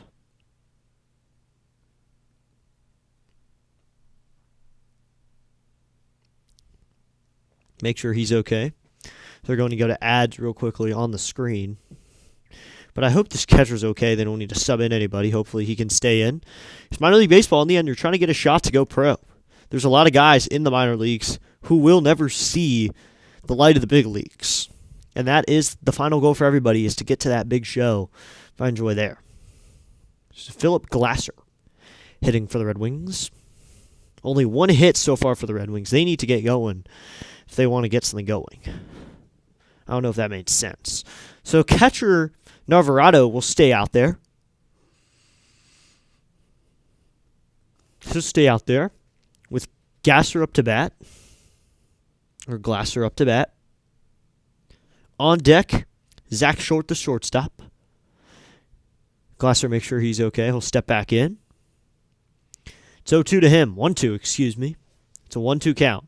Dax Fulton, the big lefty, will work out of the wind. Here's the 1-2. Low ball, 2. Fulton does a little shuffle, too. So everyone's getting in on the... Or, excuse me, Glasser did the shuffle a little bit, so everyone's getting in on the fun. 2-2, no outs. For one thing, Marlins man was at this series game 1 last night, so that was interesting to me. The 2-2. Down low, ball 3, just outside, and the count is full at 3-2. So Marlins man was spotted at this game. That's really interesting to me. As Dax Fulton will go right back into the wind. The 3-2 is swung on, grounded down the left field line, but foul. Fulton was able to just fight that one off, go opposite field with it, foul.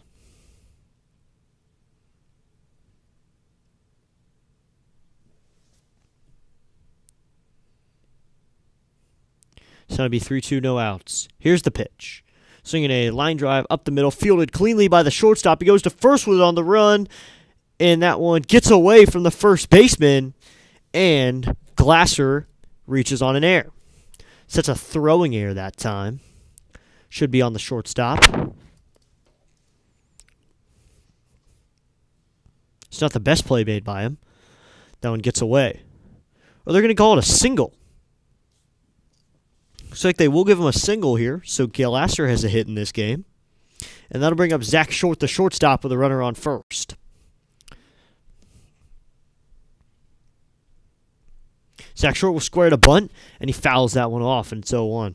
Just, bunt, if you bunt, it's strike 3 on bunts, so you can't foul off bunts. You have to go swinging foul to get the foul ball rule. Hope everyone knew that. If you're a baseball fan, it's a pretty known rule.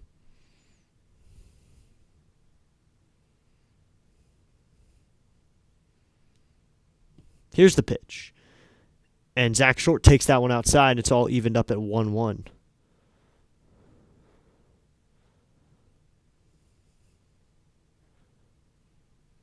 So it's going to be 1-1, no outs.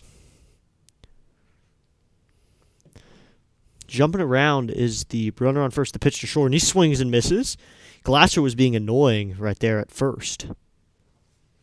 Trying to get into the head of Dax Fulton, the lefty. I think if you can get the head of a player, that is really good, especially a pitcher. Here's the 1-2. Swinging a ground ball down the left field line and foul, this time pulled. So to 1-2 again.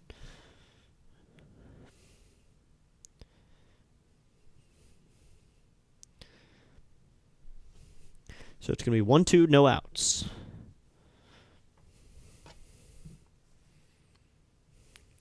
Coming set. Here's the pitch. This one is swung on and fouled back, and we'll do 1-2 again. We're going to take a break in between here and the bottom of the fifth in a moment when this inning is over, but hopefully they make it a long inning. Hopefully they can stretch it out. Make me take a break in a while. So leading away from first is Glasser, Short up to bat. The lefty-righty matchup. The 1-2. Outside, back pick to first is not in time. So it's a 2-2 count now, all evened up. On deck is Christian Franklin, the leadoff hitter. He's 1 for 2 with a single and a ground out back to the pitcher. Short is 0 for 1 with a ground out to Short. Here's the pitch. High ball 3, and the count is full now. So Glasser could be on the move here, depending on how he feels. He could be on the move. 3-2, no outs. Coming set. Here's the pitch to Short, and that is grounded down the left field line. And fair, grounding second, headed for third is Glasser. Glasser headed around third. Is he going to score? That one's into the corner. Yes! And this game is tied on an RBI double by Zach Short. And it's 1-1. So Short just takes that one down the left field line, past the eye of a third baseman, Barry, all the way into the corner. And Glasser was on his horse, and he's able to score, and Zach Short ties this one up again. It's now to be Christian Franklin with a runner on second. And no outs.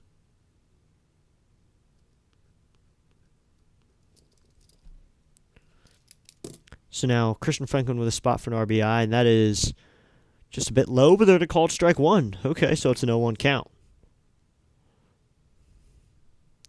Thanks to everyone who has tuned into this broadcast tonight for this live play-by-play and reaction. Hope everyone's had a good night.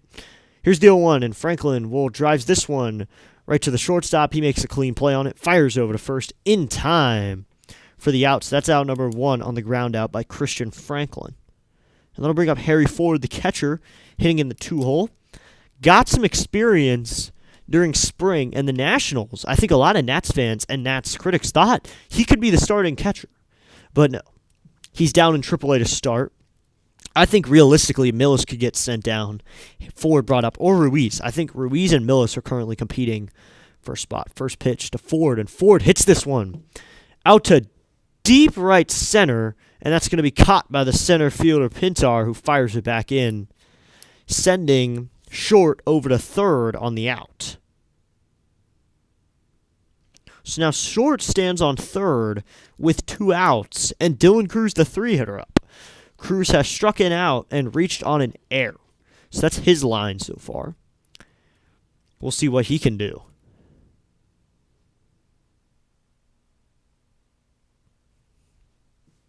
So Short on third, Dylan Cruz hitting in the 3-hole. Trying to get ready for the Nationals season, trying to get called up. Hopefully he can find his way back onto the big leagues. Hopefully. I would not want to see Dylan Cruz as a bust. And it looks like Dylan Cruz is going to be intentionally walked in this situation. Dax Fulton chooses to intentionally walk him.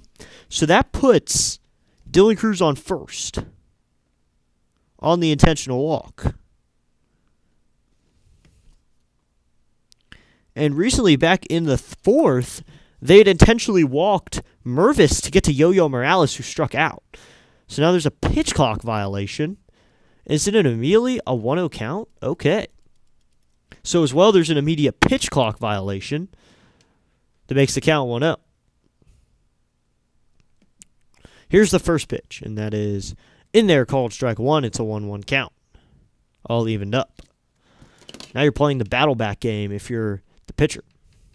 Because you got to battle back after that first pitch ball.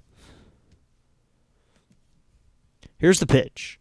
Swing and a miss. Going down a second. They fake the throw. So that's going to be a stolen base for Dylan Cruz. But they faked a throw down there just to get to see if short would go. But he doesn't.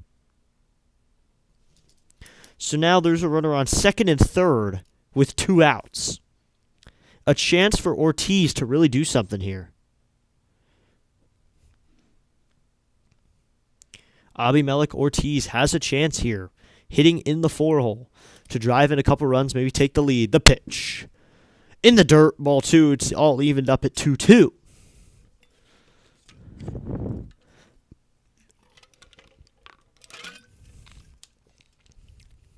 Two outs. 2 runners on. Top of the 5th.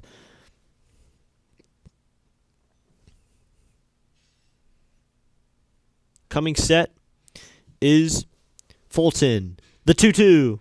Ortiz hits this one down the left field line and foul. So do 2-2 again. Clock winding down at 16. The good thing about this view for AAA, I can see the clock the entire time while it's on there. So that's interesting to see.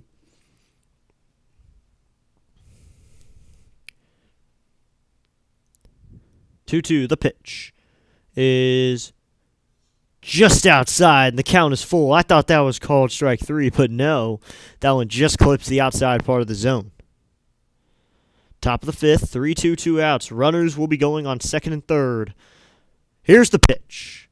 Swinging a ground ball through the hole, down the right field line at fair, all the way into the corner. Short scores. Coming around third is Cruz. He's going to score. Into second with a double is Abimelec Ortiz. And the Red Wings will take a 3-1 lead here in the top of the 5th. Ortiz just grounded that one off the glove of the first baseman, Martorella, and Short could just jog home, and Cruz able to come home as well. So Ortiz is the man to drive in 2 here, and it's a 3-1 game. It looks like the Jumbo Shrimp are going to go to a new pitcher here. Now 2 RBIs for the man Abimelec Ortiz, and then Dax Fulton will be taken out of this game. So Short, who drove in a run, will now himself become a run. So it's a 3-1 game now, and the Red Wings have a lead. That was good, so we're going to get a new pitcher. That was good by the Red Wings offense, not just hit a home run, but string it together. I mean, look at the line. Starting with a Glasser single, and then Short doubles, and then Franklin grounds out. Ford flies out to advance a runner. Cruz draws an intentional walk, and then Ortiz comes up and laces a double. They strung it together, and they got the 3 runs they needed. They only needed 2, but they got it to 3. So we'll see who the new pitcher is, but a good inning there. They showed that they're resilient. Even when they were losing 1-0 coming into 5th, they now have a 2-run lead. When Parker heads back out there, he will have a lead. So that is really helpful for a pitcher. I think that having a lead is much easier, and it should be, to pitch with a lead than it is to be down. Because when you're down, you're coming back. You're trying to find a rhythm the entire time. You're trying to find something. You're trying to get a lead back. With the pitching, you can settle in. You've got runs to play with. Hopefully you don't use them, but you've got runs to play with. So you can mess up a little bit. And it's going to be Zach McCambley to come in for the Jumbo Shrimp. He's going to come in here in the 5th, finish what Dax Fulton started. So it's going to take him 2 pitchers just to get out of the 5th, maybe even 3 if McCambley doesn't do well. So we'll see how he does. Hope everyone likes this sweatshirt.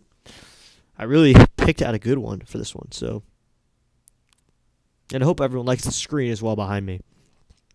But I think it is very good that the Red Wings showed that they can string some runs together and manage to get some runs. I think that's good. Stringing hits together, finding your way. And looks like the mascot is dancing for them. They got a pink mascot, at least one of them, for the Jumbo Shrimp.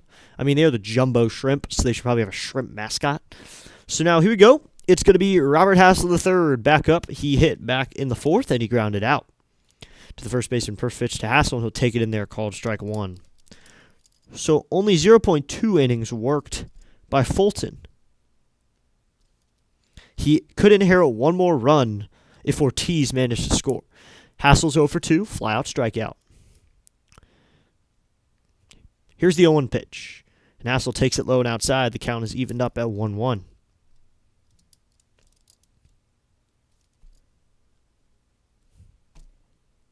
The only walk that Fulton had was intentional. Top of the 5th, 2 outs. Here's the pitch to Hassel. Hassel swings and misses, and it's 1-2.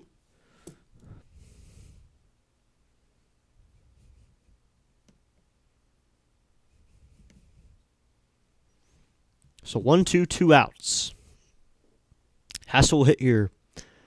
Coming set is the righty arm MiLB. The 1-2 is outside, and the count is evened up at 2-2. So the count is even with a runner on second. 2-2, 2-out situation once again.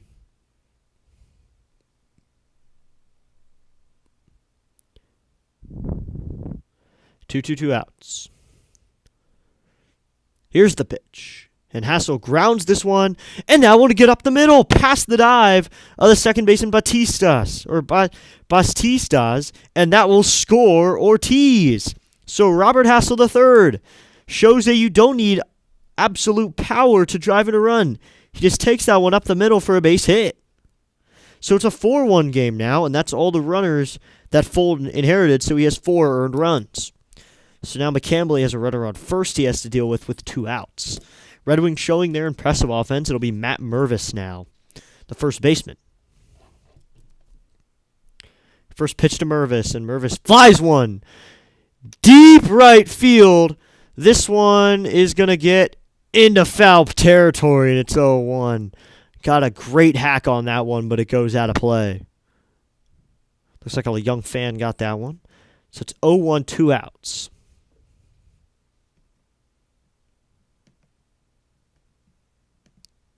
The Red Wings showing off their offense here. Last time we've watched them a few times, we have seen that the Red Wings have power. Even if this is a similar roster from what we saw, they've got pop. Of course, they added Mervis. They added Harry Ford, just a few. Here's the pitch, and that's outside, ball 1. Just in the starting lineup, you get Harry Ford, who comes over. Ortiz, you didn't see before. Mervis, you didn't see before. Morales, Hassel, Cruz, Franklin. They're all returning guys from a certain level. And Parker, of course, was in the MLB for the past couple years, and he's back down here. The 1-1. And this one is fouled back, this is into fair territory. Third baseman going into foul territory. It'll make the catch. That's a 5F if you're scoring to end the inning. 8 batters come up in the inning. They get 4 runs this time. 4 runs on 4 hits, no errors, and a runner left on. So now it's 4-1. The Red Wings have the lead. We'll take a break. We'll be back in just a moment. Don't touch that channel. Don't touch that dial. Stay right here for Rochester Red Wings baseball.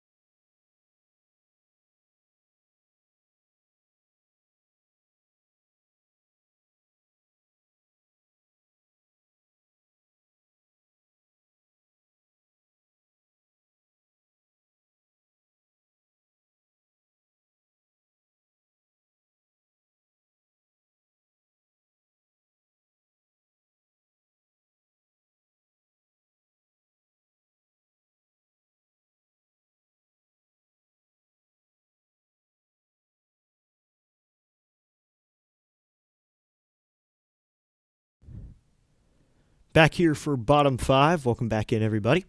We're going to continue with the bottom of the 5th. Jumbo Shrimp are going to hit now. Etzel's going to lead off. Then Navarado, the catcher. And Cerna Here in the fifth, it's going to be Matthew Etzel to lead it off, the man from Webster, Texas, to lead it off. So Mitch Parker back out there for the fifth. 4-1 lead for the Red Wings now.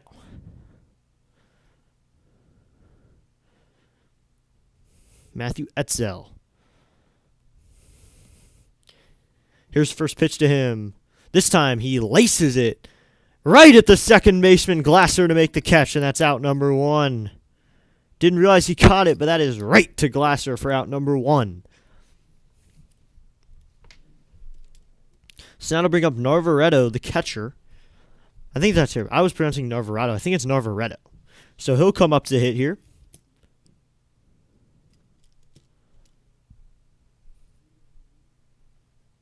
First pitch from Mitchell Parker to Narvaretto.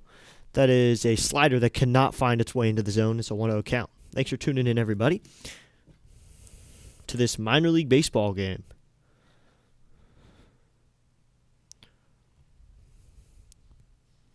Brian Narvaretto will hit. Here is the 1-0. Swing and a miss, and it's 1-1. 1-1, 1 out. So be sure to check out at some point when you subscribe. Go to the channel description, and there are channels there that I recommend you check out. It's a 1-1 pitch from Parker. That one's flied out to deep left field. And this one onto the track at the wall, and he makes the catch. Christian Franklin catches it on the wall. The way that Narvaretto reacted to that, I thought it was gone. That one was crushed. But Narvaretto manages to make the catch for out number two. Sound will bring up Cerna, the shortstop. Be sure to check out my channel description. First off, you'll find my Instagram and Twitter. They house similar content with highlights, updates, everything you need to know, and some previews on both of them. And the channels as well we'll get to. Parker into the wind. First pitch, and that is high, ball one. It's a 1-0 count to Cerna. Pierre John Sports for New York Sports. Thomas Fitzpatrick for Boston Sports and a little Michigan as well. Rising Rhino, all things football. He's got UFL. Play-by-play with JJ, Philly Sports. I love checking in on him. We're going to redirect to him tonight with his college sports. The pitch to Cerna is high, ball two. It's a 2-0 count. So it's 2-0. And then, of course, Dixon Way. He's got Atlanta Sports. Love tuning into him. Orioles Birdwatcher. It's in the name. All things Orioles and Dr. Lay. Pittsburgh Sports and other sports as well. Check out all of them. Be sure to hit that subscribe button.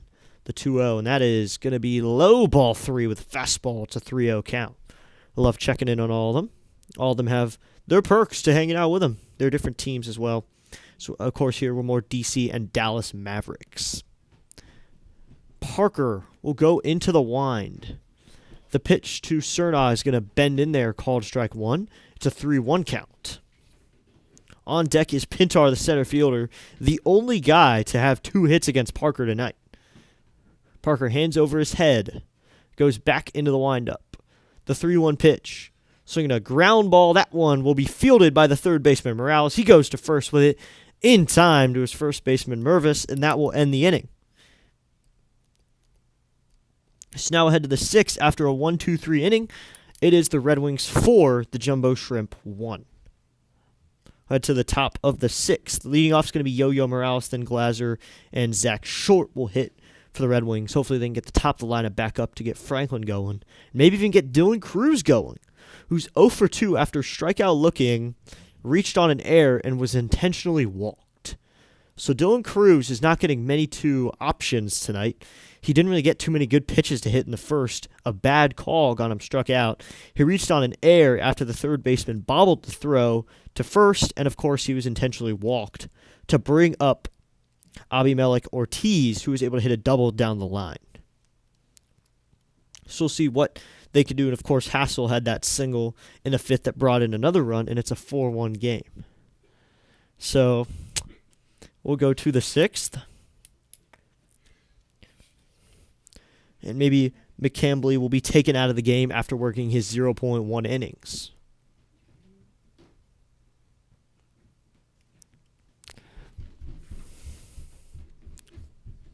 So we'll see who comes in. Just have to grab something here. What to inning number 6.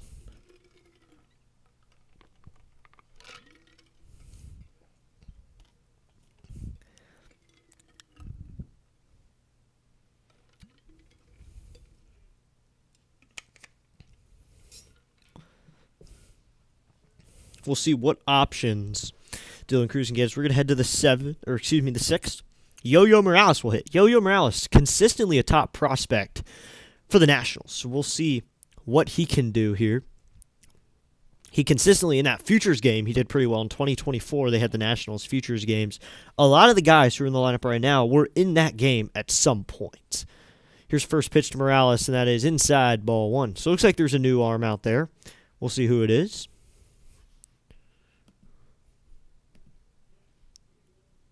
So we'll see who it is. Well, I think that is the same inning. I think it's MiLB back out there. The 1-0 to Morales. Morales swings and misses at a ball low, and it's a 1-1 count.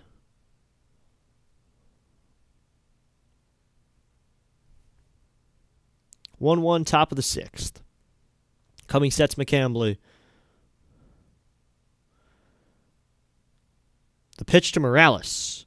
And that is in on the hands, and it's called strike 2. Got that in a bad location. Morales had to back his hands out a little bit. You know you got him well if you got him to back his hands off the plate a little bit. So that was a good pitch there by MiLB. MiLB only worked 0.1 innings last inning. Fulton had the inning going, but now MiLB had to come in. Gave up a hit. The run was not earned to him. The pitch to Morales, and he swings and just kind of bloops this one, but it is caught on the fly by the shortstop Cernoff for out number 1. So that's a line out to the shortstop for out number 1. And that'll bring up Glasser, the shortstop. Philip Glasser, the second baseman. He singled and scored back in the 5th in their very eventful 5th inning that got them 4 runs. So everybody, who is your favorite Nationals prospect? I just wanted to put it to this camera to ask that question. Who is your favorite Nationals prospect? I want to know. Because we got a lot of good prospects. Willits is our top one. First pitch to Glasser is outside, ball 1. Glasser, good prospect, but I don't think he's on the top 30 at all. But I think listed our top prospect is Eli Willits. Eli Willits is a good prospect. I watched that prospect show right before spring training started, Top 100. Really good show. I hope everyone checks out MLB Network at some point. The 1-0 is swung on and missed on a pitch inside. Eli Willits is considered our best prospect. I don't think he is. I like Jarlin Susana. Jarlin Susana has upside as a pitcher. He throws 100 miles an hour. His fastball's amazing. He complements it with some good breaking balls. He could be the next closer for the Nationals. Give him time, he will be. The 1-1 is called strike 2 right in there. It's a 1-2 count.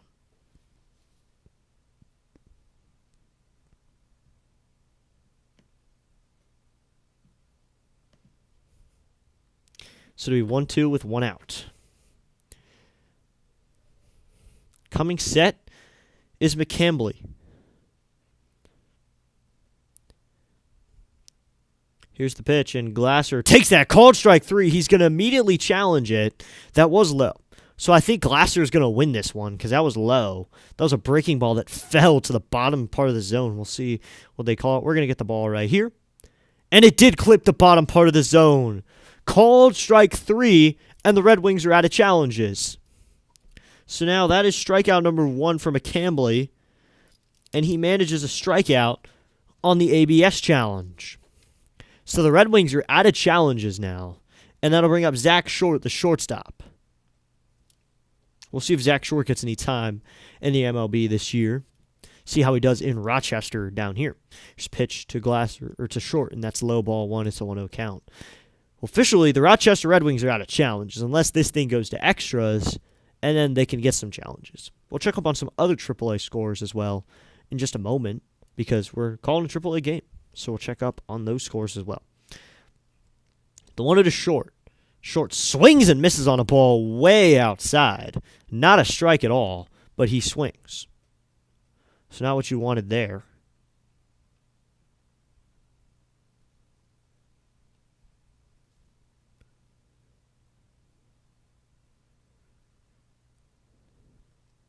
So it's going to be a 1-1 with 2 outs.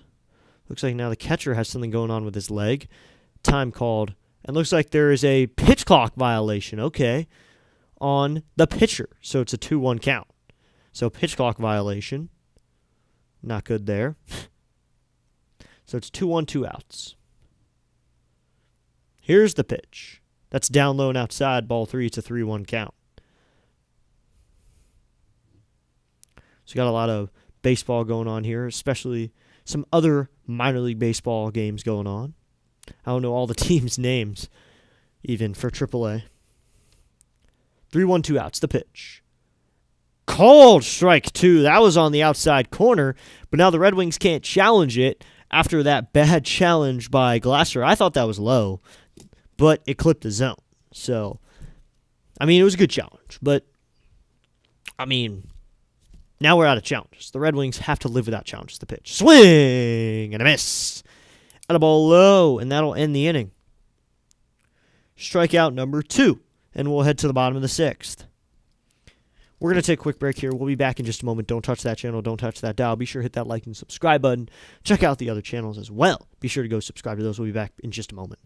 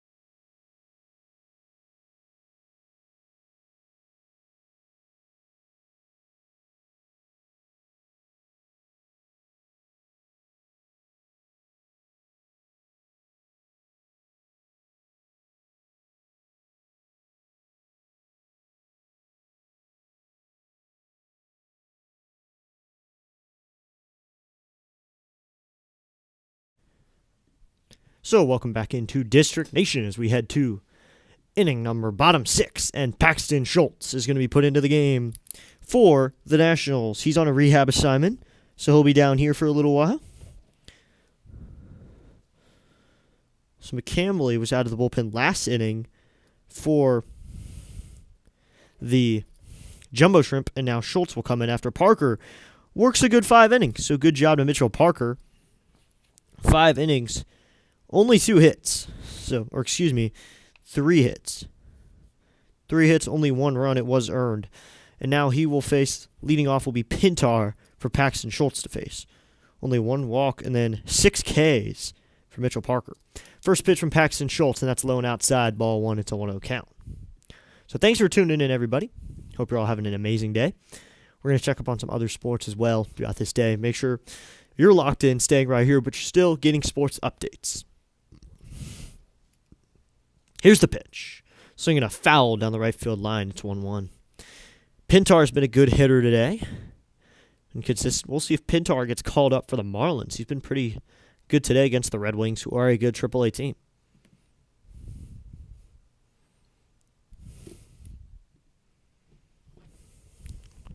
Here's the 1-1.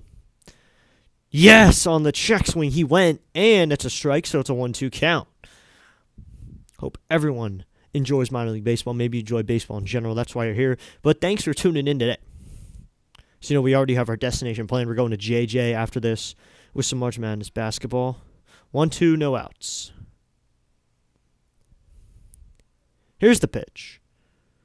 Inside, ball 2, and it's a 2-2 count. Pintar tapped his head at that point. He was not challenging. That was not a challenge, but looked like he did for a hot second. So Schultz shaking off here, trying to get the pitch he wants. He's got it. He comes set at the belt. The 2-2. Swinging a foul back, and we'll do 2-2 again.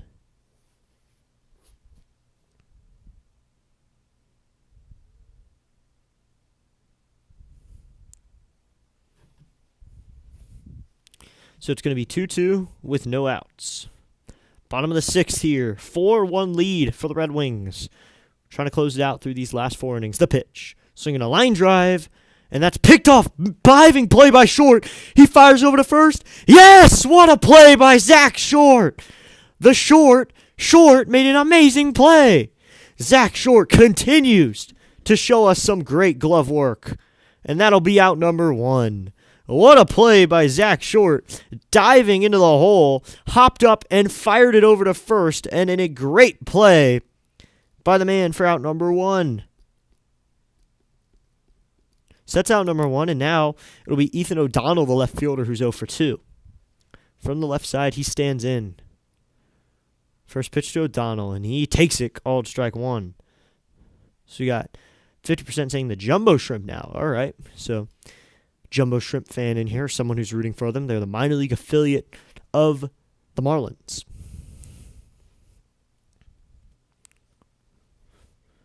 Here's the 0-1. Shows bunt, takes it back, and then yes, it's in there, called strike 2, and it's an 0-2 count. So it's a 4-1 game. Someone's rooting for a comeback then. Hope everyone's having a good day for hanging out with us. If you came over from somewhere, say what is up in the chat. Be sure to hit that like button, hit that subscribe button. The 0-2. Swing! And a miss at the pitch in the dirt. Paxton Schultz with strikeout number 1. So there's 2 outs now, and that'll bring up Alderman, the right fielder, for the Jumbo Shrimp.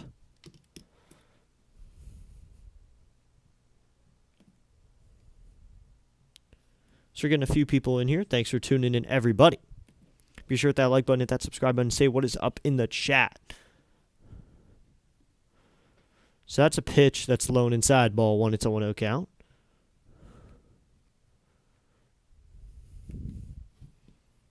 Kemp Alderman will hit now. 0 for 1, he flew out in the first and drew a walk in the fourth, later scored in that inning. The 1-0. Called strike 1 in the outside corner, it's a 1-1 count. Alderman did not like the call, but he is not going to challenge it. It's a 1-1 count. So it's going to be 1-1 with 2 outs. Coming set is Schultz. Here's the 1-1 delivery. Up high and outside, ball 2. It's a 2-1 count. 2-1, 2 outs. Trying to get here to the 7th with a 3-run lead for the Red Wings. 2 outs. Alderman on hitting now. Martorella on deck. Here's the pitch. Just low and outside, ball 3. It's a 3-1 count.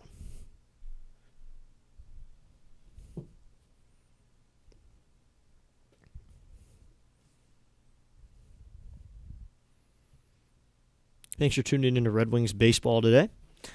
This is the AAA affiliate of the Nationals and the AAA affiliate of the Marlins. The pitch. Swing! And a miss on the outside corner. And the count is full. So we are watching a guy now who's rehabbing in Paxton Schultz. So there's a chance we see Paxton Schultz in a few weeks or so. I would love for the bullpen to get another arm. I did not like Waldachuk's performance too much today. Waldachuk's performance was not the best we've ever seen. I would rather see Paxton Schultz out there. Tomorrow the Nationals will play again. We are not going to be on the call, but I'll find someone who probably is, get you guys a broadcaster for that game on YouTube. 3-2 outs, the pitch. Swing! And a miss at a pitch low and outside. And that's strikeout number 2. And that'll end the inning. 2 strikeouts for Schultz in the inning, and we'll head to the 7th. It's 4-1 as we head to the 7th. Stay locked in right here as we go to the 7th. It's going to be Franklin, Ford, Cruz in the 7th. For the Red Wings. As I mentioned earlier, we were talking about prospects. Who's everyone's favorite minor league prospect? I personally went with Harleen Susana. I really like what Harleen Susana has put together. A hard-throwing guy. He's going to give you velo, and he's going to give you consistency. He's not the most clean guy with control, but he's going to give you velo. And closers need that velo. In today's game, a closer, it's sad to say it, but a guy that was a closer back then probably wouldn't be today. They just want a flamethrower as a closer now. Edwin Diaz, flamethrower. Probably the best closer in the league. Ryan Helsley, flamethrower. He's going to throw gas. Name stuck in my head, Hader. Josh Hader, flamethrower. Closer. These guys who are closing out games are flamethrowers. And Harleen Susana is. In a year, he will be the Nationals closer. He is not going to be a starter. He is going to be a closer. That is going to be fun to watch. And he is projected to get a debut this year. So are we excited for that? I want to see Jarlin Susana debut. That is going to be amazing. Jarlin Susana's debut, I will find my way to call that game, get it like an hour pregame. That's going to be a great game. Jarlin Susana's debut. Even if it's out of the bullpen in the 6th inning, that is going to be amazing. We're going to head to the 6th here. Looks like there's a new pitcher for the Jumbo Shrimp. We'll get a name on that in a second. He looks wild. He just threw a pitch away in warm-ups. So chat, tell me this if you want. I'll put a poll out tomorrow. But do we want more baseball around one of the second weeks of June is the College World Series. Do we want to see the College World Series on this channel? As Josh Eknez is going to come in. He's a righty. But do we want to see college baseball, or would you rather see MLB that week? If we're doing college baseball, I'm calling more than just one game. It's going to be probably 2 games a day. I'm going to get most of those games called, hopefully. First pitch from Eknez to Franklin. He takes the fastball on the outside corner, called strike 1. 1.1 innings worked for McCambly. He didn't walk anybody, but he gave up. He had 2 strikeouts. Here's the pitch to Franklin, and Franklin grounds this one, chops it. Third baseman makes a nice little play, fires it over to first. Franklin, the ball gets past the first baseman. Rounding second is headed for Franklin, and he'll get to second safely. He rounded first, headed to second, and on the air, he's at second base.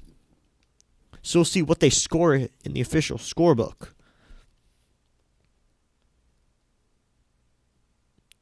Someone was grounded to the shortstop, or third baseman, and Barry threw it over to first, and first baseman Martorella could not pick it. So that sends Franklin over to second, not on the air. We'll see. Reaches on a throwing error. Okay. So that's an E5. Another error. So now that'll bring up Harry Ford here in the 7th.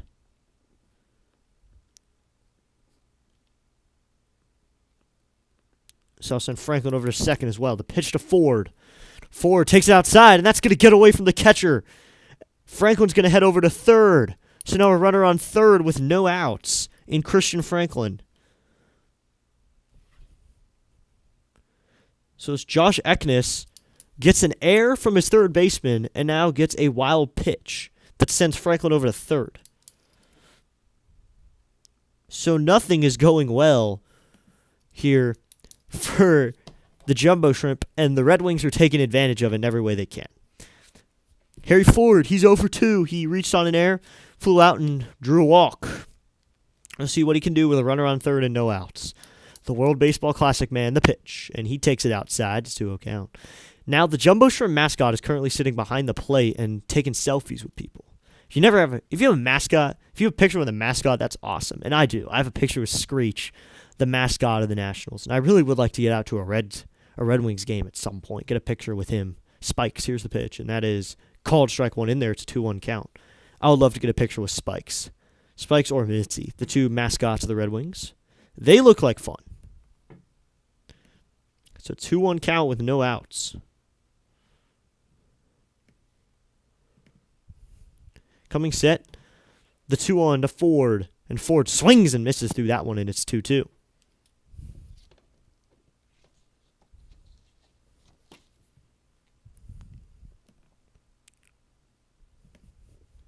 So time called there, so it'll be 2-2 with no outs.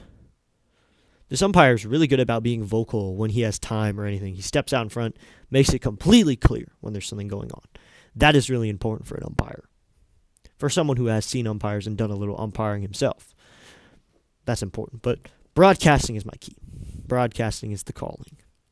And broadcasting is just so much fun. Calling games, one of the most fun things you can do. Runner on third, well, no, just try it. You think it's not going to be fun, and then you do it for the first time, and it's absolutely amazing. 2-2, no outs. The pitch to Ford. Ford takes it. Called strike 3. He does not have a challenge. He tapped his helmet. What? They're going to give it to him. No, they're not. So they brought the ABS screen up, but he didn't have a challenge left. So that's a strikeout for Eknez. Strikeout number 1, and there's 1 out. And now Dylan Cruz, with a runner on third, can get a hit here to drive in a run. That would be great. He's over 2 with a walk, an error, and a flyout. We'll see what he can do. He has not scored. He got to third. First pitch is in there. Called strike one. So I said just earlier, I didn't say it on here. I was talking to someone. This is basically a rehab assignment for Cruz right now. This is a rehab assignment. Company says like this. They want him to get ready for what's coming. Deal one. Swinging a line drive. Right center field. That's going to drop for a base hit. Dylan Cruz drives in a run. Dylan Cruz with a base hit to the gap. That's a single, but that's all he'll need to drive in a run. There you go, Dylan Cruz. He drives in his leadoff hitter, Christian Franklin, and it's a 5-1 game. Dylan Cruz took that low and outside pitch and just drove it to right center field and a base hit. He's on the board of hits for today's game and on the board for RBIs. Way to go, Dylan Cruz. So now it'll be the designated hitter, Ortiz. First pitch to Ortiz, and he swings through that one, and it's 0-1 with a nice big hack. That's 0-1. 0-1 count immediately.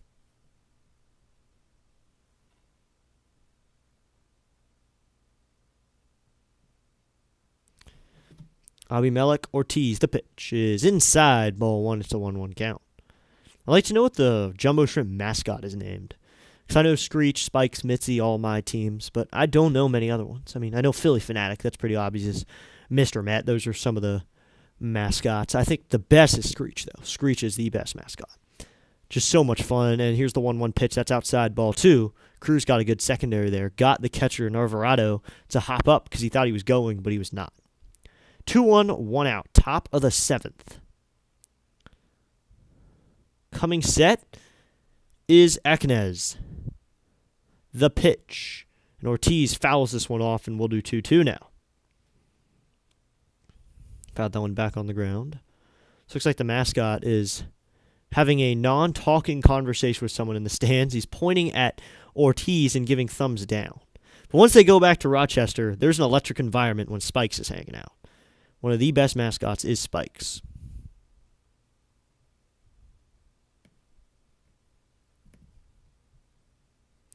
So I hope everyone enjoyed this because I'm going to be covering more Red Wings. I enjoy watching the Rochester Red Wings. The 2-2 pitch is coming. He delivers. Swinging a foul back, and we'll do 2-2 again.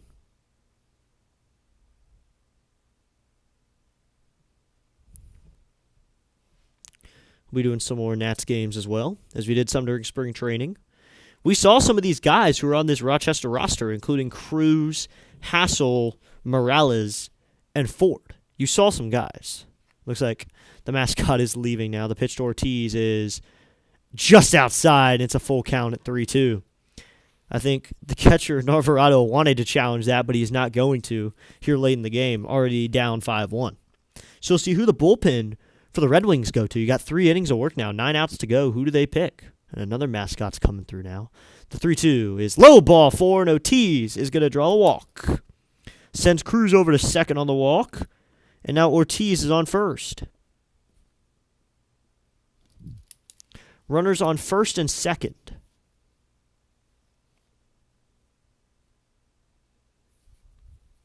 So now it's going to be runners in first and second with 1 out.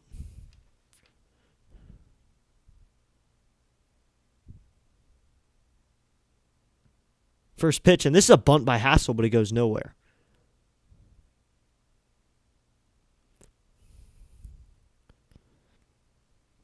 So it looks like there was just a trade. We just made a trade. So we just got Curtis Mead, by the way, if you're wondering. So a trade was just made, if you're wondering. So I just want to report on that. We got Curtis Mead, and we sent a couple guys to the White Sox, and that's low ball 1. So Curtis Mead, who played in the World Baseball Classic, we just got a trade. So good thing you're here because we can talk about this. Curtis Mead. We just got him in a trade. The Nationals have been trading a lot more during the season than they've ever done. Mike Rizzo used to only make trades at the end of the season to pitch, and Hassel lines this one to left field. That's a base hit. Getting it to O'Donnell. Cruz is going to stop at third, and Ortiz up to second, throws away, but first baseman Martorella over there to recover it. So now there's bases loaded with 1 out. Cruz at third, Ortiz at second, Hassel at first. You got some good speed on the edges, no speed at second. It'd be really nice if Matt Mervis could drive a ball right here. That'd make a nice highlight. It's like the coach is going to come out, pitching coach going to come out here and visit his man. Eknes just trying to get talking to. He's got Mervis, Morales, Glazer to come up. Going to have some good hitters to face.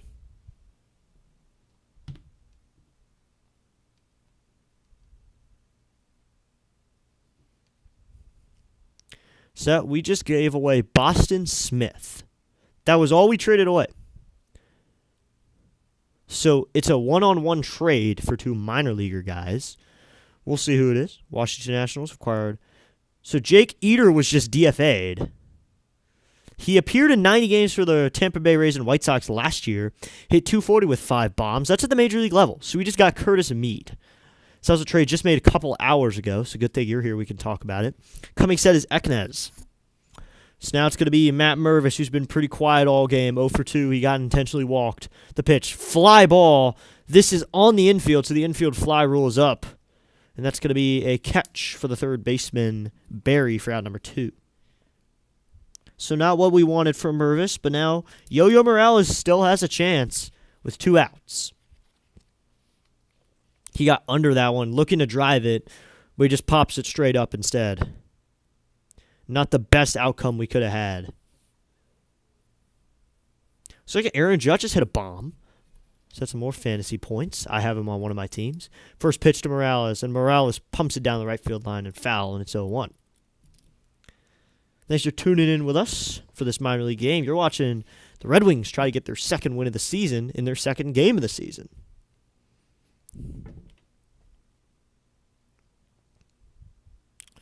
Coming sets Eknes. The pitch to Morales. Morales takes it on the outside corner into 0-2. I'm pronouncing it like Miles Morales did in Spider-Man Across the Spider-Verse, if you saw that. He said Miles Morales. I think that was how he said it in Earth 828, or the more dangerous Earth. 828's the Fantastic Four Earth. I know this because I'm a super fan. The pitch is called strike 3. Morales takes it right down the middle, and that'll end the inning. They strand the bases loaded again and only get 1 run in the inning. They get 2 hits. One of them from Dylan Cruz, though, who drives in a run. 2 hits, an error, and 3 runners left on base. So head to the bottom of the 7th is now 5-1. A good game going so far. And as you know, we are going to JJ after this when we head to the bottom of the 7th. Play-by-play with JJ provides play-by-play just like here.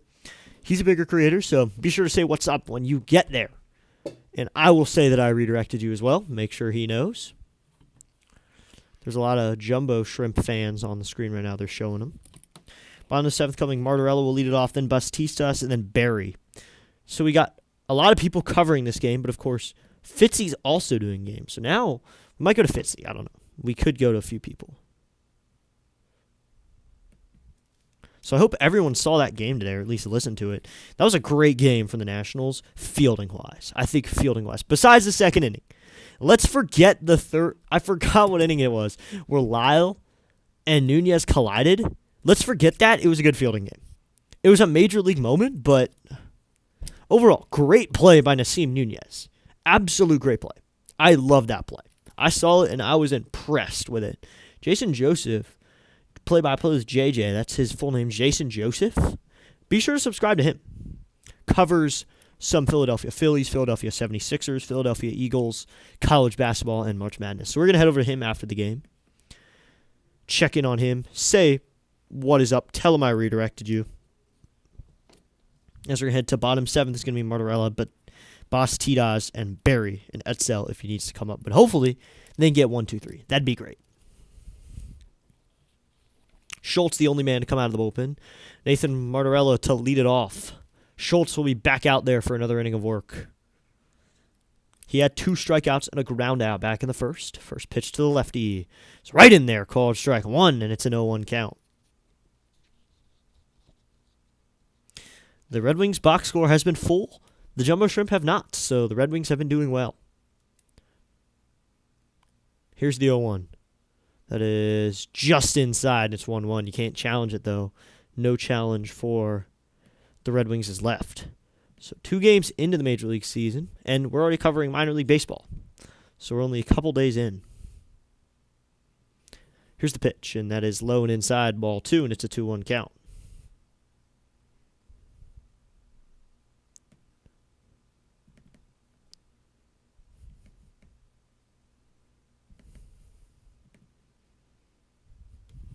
So it's going to be a 2-1 count. Here's the pitch. Just outside, ball 3, and it's a 3-1 count. So you got a lot coming up for the channel. Hope you all will stick around with us. I have some big plans coming up. Some big things are about to happen for the channel. I hope you'll stick around for them. And, of course, we have a 2026 season happening. Then we're going to have a full season of baseball happening. We're going to call that. We only had half last season. The 3-1 is inside, ball 4. And Martorella will draw a walk here in the bottom of the 7th. So now it's going to be Bastidas and Berry to hit. Martorella's not really a threat to run. He had a double back in the 4th that drove in Alderman, who drew a walk. That happened in the 4th. Paxton Schultz looking pretty good here. We'll check out some of the other arms that the options for the Red Wings have. Maybe not starters, though. It's guys who haven't started. Here's the pitch, and that is a ball. So it's ball 1. So tomorrow the Red Wings play at 2:05. They play at the exact same time as the Nationals. We will probably not be on the mic for anything tomorrow. We'll be back this coming week. We'll have some streams coming up. The 1-0, swinging a foul back, and we'll do 1-1. As you know, I try to schedule around breaks from school, and then summer, of course, cover a lot of games. I want to cover a ton of games during the summer, have a full summer of broadcasting, starting in June, ending in August. Then, of course, we'll be back in the winter, in the fall. Football on Sundays. Really excited to do that. Navy on Saturdays, on select Saturdays. Hopefully Commanders we can just do every weekend. But baseball is the main sport, and we are back. The 1-0. Swinging a fly ball. Deep center field. Going back is Hassel, and he'll make the catch in front of the track and fire it in for out number 1. But that was manhandled by Pastidas, who got a good piece, but he gets it into the glove of Hassel. So he's 0 for 3 on the day, with a strikeout, a ground out back to the pitcher, and now a fly out.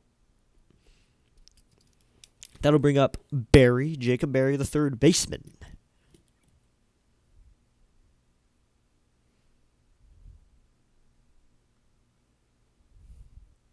Jacob Berry from the left side, facing Schultz, the righty. First pitch, and that is called strike 1 in there. It's an 0-1 count.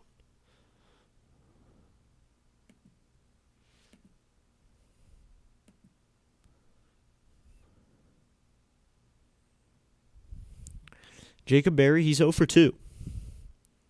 Strikeout and a fly out to center, which just happened just now.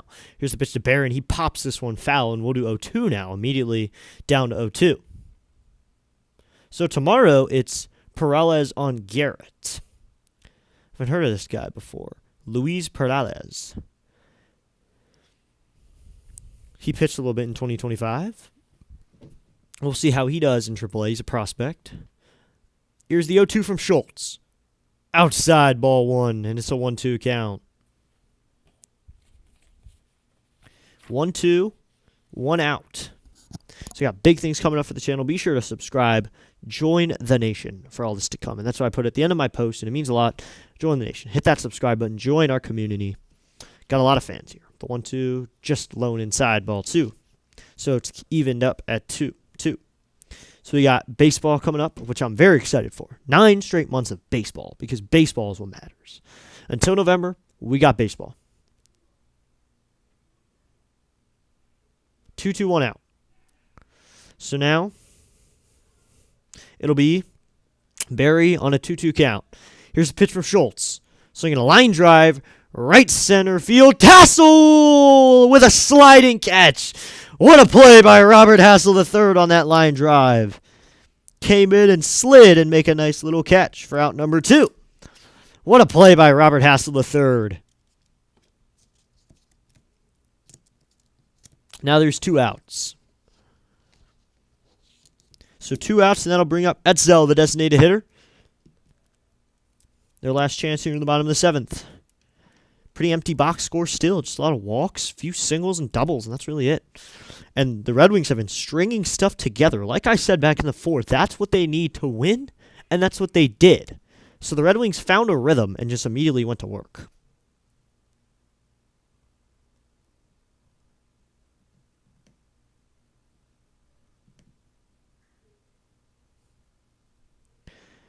So now are we getting a new pitcher here? Clock is winding down. 2 outs now. I think we're getting a new pitcher. I think Schultz's day is done. So we'll see who comes in for it. Because the clock has winded down to a while. We'll see what happens here. We got a meeting here going on.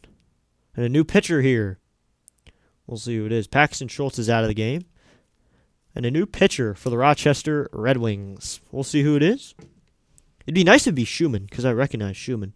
It's going to be Eric Tolman replacing Paxton Schultz here. Schultz goes 1.2. Tolman will come here in the 7th. 1.2 innings worked for Schultz. He manages 2 strikeouts, no hits, and a walk, and no runs. So a good line on his part. I think overall he had a good game. Excuse me as I'm looking down, filling in the scorebook. I'd like to start posting my scorebooks or something like that so I can actually do this for a reason. I really like scoring games. And that's one of the things I do at ballparks. I go and score the game. So Eric Tolman's actually a lefty. I just put him in as a righty, but he's going to be a lefty. I believe he pitched in one of the games that we watched last season. So Aaron Judge has 2 home runs now in his time. If you're a fantasy baseball fan, you love home runs for a player on your team, so you know how I feel. He is on one of my teams, on one of my most important teams to me in fantasy. I have 6 teams this year. It's hard to balance, but I love baseball. So this is what I love, doing 6 fantasy teams and calling games.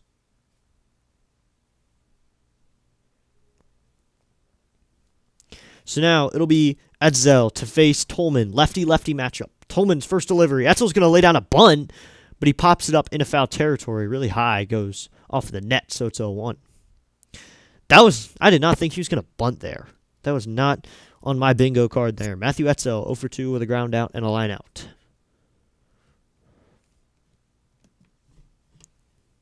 So it's going to be an 0-1 delivery here. Tolman sets. Here's the pitch, and that's just inside ball 1, and it evens the count at 1-1.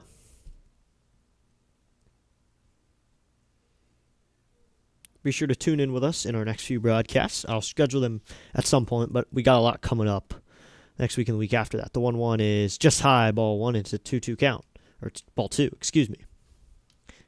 Maybe be Nationals, maybe be some Red Wings, or a different minor league team when their opening day begins. Opening day for the Red Wings was actually yesterday.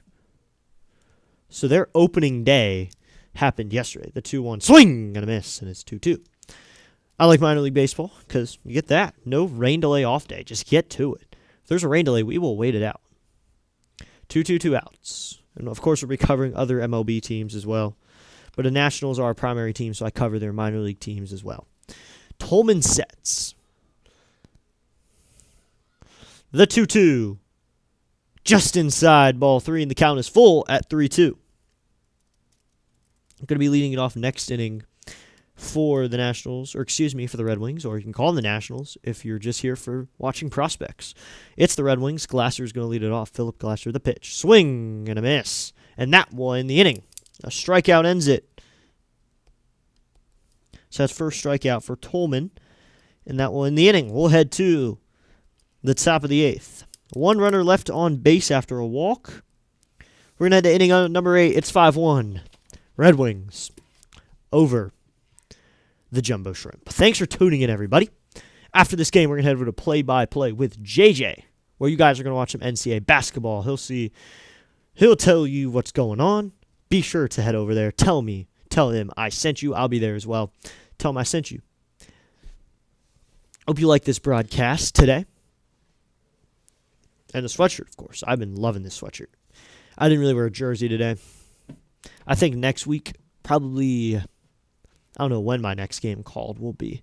Probably could be the Phillies game on Wednesday, but that's probably the earliest game I can call. And then Friday, I'll be able to call the 105 game. We'll see the Nationals schedule just real quickly. We finished the series here. It's an afternoon game on Wednesday, so I can't do that. But they finish the series in Chicago, go to Philly for 3 games, have an off day, and then they play Los Angeles. They play St. Louis at home, and then they have an off day, go to Milwaukee and Pittsburgh. So 4 games with Pittsburgh. So chances are we are seeing Paul Skeens, and Dylan Cruz will not be there for it. That is disappointing. I would love to see a Cruz-Skeens rematch. I wanted to see it, and we're not going to get it because he didn't want to make the major league team. So he didn't. He didn't really want. He probably wanted to, but he didn't. So I still have faith in him. I took him in one of my fantasy leagues. So he's sitting on my bench, waiting to be called up. And I think when he comes up, I will pick up Harleen Susana. I want a team that viewers can help me run. That would be really cool. Philip Glasser is going to lead it off for the Red Wings. He will face... Is he facing Eknes again, who only worked... Eknes worked the entire thing, so he'll be out there for another inning.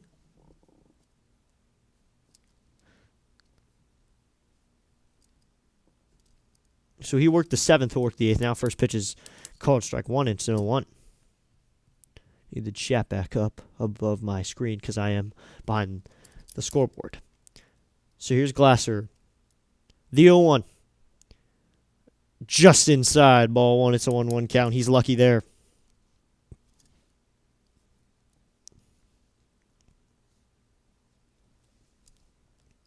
So Eknes, who had a long 7th inning of work, faced 7 batters, will come out here for the 8th. Here's the pitch. Swinging a foul back, and we'll do 1-2.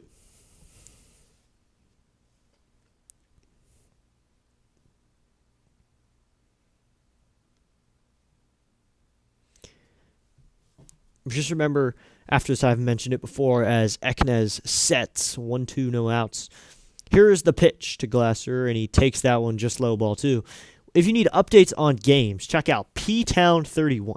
He gave updates during spring training on the team. He'll probably give an update on this trade, but be sure to check him out. He does posts, not really videos as much, but he does posts. So check him out. Give him some support. Tell him I sent you. He'll say what's up. And I comment on some of his posts as well. 2-2, no outs. The pitch to Glasser, and this one is swung on, hit up the middle. Shortstop will make the play, and he fires it over to first in time for out number 1 to get the hustling Glasser. 6-3 ground out for out number 1. So that'll bring up Zach Short, the shortstop. He is 1 for 3. He grounded out in the 3rd. Had a base hit in the 5th that later made him score, and then he struck out in the 6th. He is up here in the 8th. He has a ribby in this game. We'll see if he gets called up at some point. It'd be nice to see him. Top of the 8th. Here's the pitch, and Short takes that one in the zone. It's 0-1.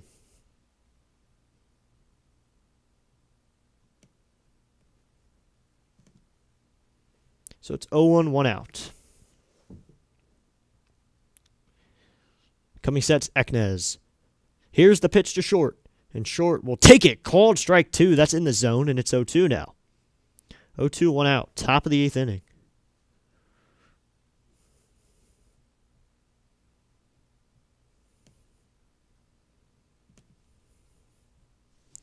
Here's 0-2, 1 out. Here's the pitch. That's low and outside off the glove of catcher Alvarez, and it's a 1-2 count with 1 out.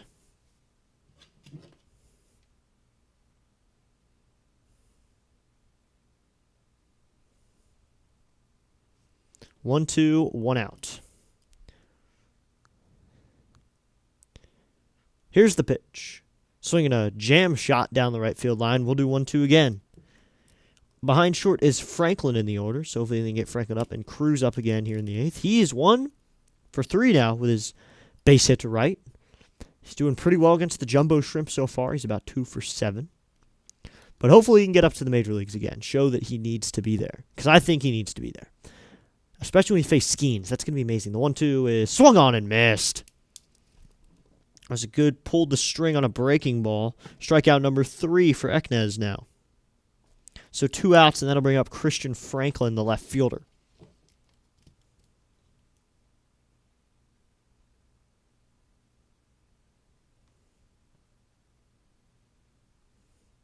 So now Christian Franklin will hit. He's 1 for 3. 2 ground outs, a single. The pitch to Franklin, and he takes that one in there. Called strike 1 on the low part of the zone. Doesn't have a challenge, so he can't really complain about it. After Ortiz made the bad call, it caused a strikeout anyway. Or, yes, it was Ortiz. Was it I forgot who it was who made a really bad call. The 0-1. Swinging a fly ball down the right field line, but it'll be 0-2. Christian Franklin seems to put the ball on the ground a lot. Franklin had the ground ball single. He grounded out twice and reached on air. So he puts the ball on the ground. Something you'd see from a righty type of leadoff guy. I think Christian Franklin in the top of the order or even the bottom of the order, just put the ball on the ground. Willie Mays Hayes type of player. Maybe that might be an insult to him. 0-2, 2 outs. The pitch. And time called by Franklin. So it's going to be 0-2, 2 outs.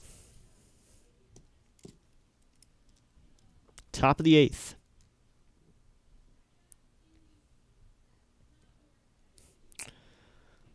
Clock winding down. Here's the pitch. Swinging a foul back, and we'll do 0-2 again.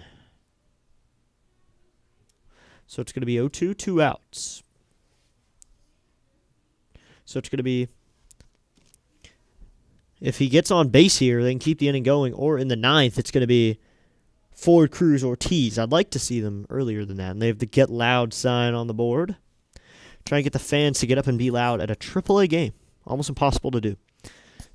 The 0-2. The pitch. Swing and a miss, and that'll end the inning. Strikeout number 4 for Eknes, who looks like he's dominating out there. 2 strikeouts in the inning. Now we'll end the top of the 8th.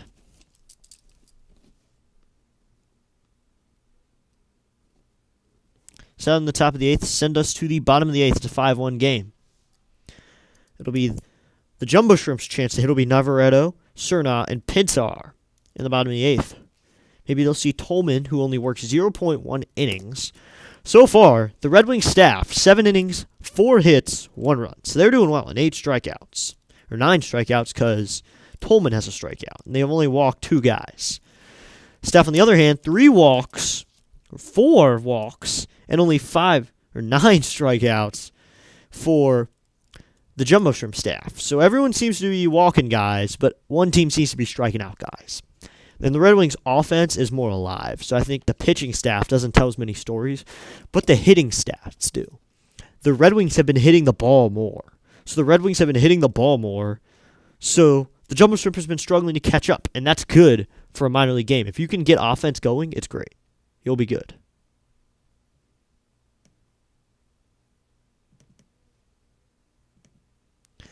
Got a commercial break, and then we'll head to the bottom of the 8th. It just says commercial break in progress for me. Watching it on MiLB TV. Top of the 9th inning.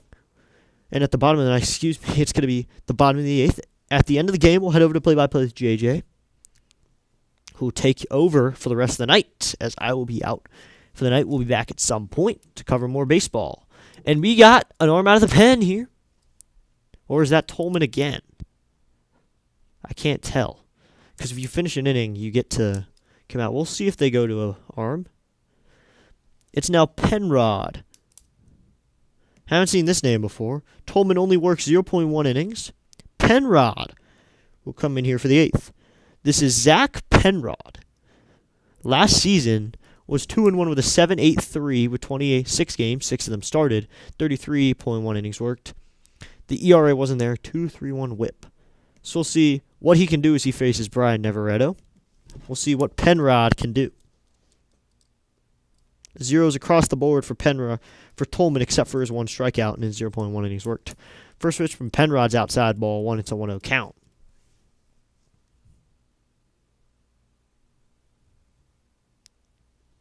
He's a lefty facing Navarreto, the righty. The pitch is in there, called strike 1, and it's a 1-1 count.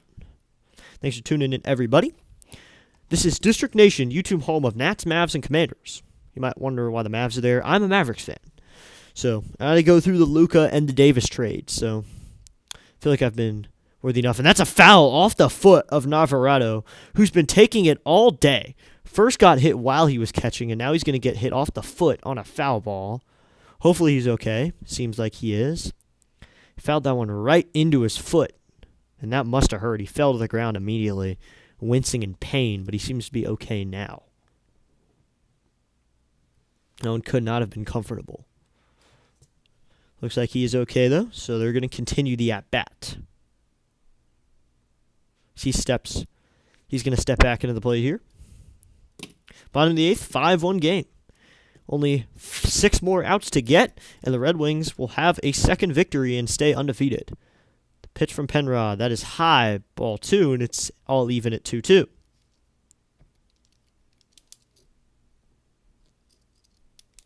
It's going to be Neverado, Cerna, and Pintar. Set is Penrod. The pitch is swing and a miss, and that's out number 1. They didn't show him on the camera, but I think that was a swing and a miss. He strikes out swinging. Yep. Strikeout number 1. So now to bring up Cerna, the shortstop. He's a shorter guy. So the 9th inning pitcher is going to have to face the heart of the lineup if Penrod can go 1-2-3 here. If he goes 1-2-3, you're going to have O'Donnell, Alderman, Martorella for the next guy, who have been pretty strong hitters. The pitch, swinging a fly ball. This one will go into foul territory and out of play. The heart of the lineup is, one of them is 0 for 3 with 2 strikeouts. That's O'Donnell. Alderman's 0 for 2 with a strikeout, a walk, and a flyout. And Martorella's 1 for 2 with a strikeout and a double. So I don't really call that the heart. A lot of fans are leaving the stadium here. And the Red Wings have a lead. Got a few people leaving, but you got the diehard Jumbo Shrimp fans still there, the 0-1. Swinging a foul back again, and we'll do 0-2 now. Got to get some good seats at ViStar Ballpark. It seems like a good stadium in Jacksonville, Florida. So the weather isn't too cold there. Some of the players are in long sleeves, but it doesn't seem to be too cold. Penrod is wearing a 3/4 shirt. Harry Ford wearing a long sleeve shirt. So it's not too cold. The 0-2. Swinging a line drive into center field. Hassel coming in. It'll drop in front of him for a base hit. Hassel doesn't even try to make a diving catch there. He'll let it drop. And that's a 1-out base hit for Cerna, who's been a pretty good hitter. And that'll bring up Andrew Pintar.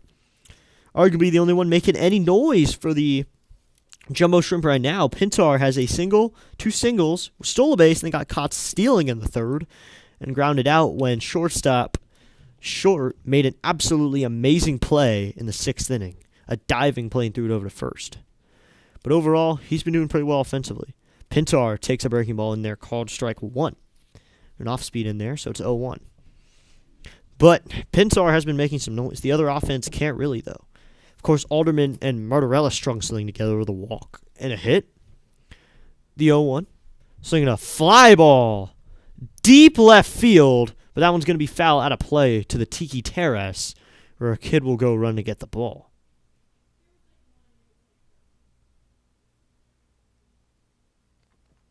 So 0-2, 1 out. Penrod, the lefty, checks on the runner, Cerna, as he comes set. Here's the pitch. Just high, and it's a 1-2 count.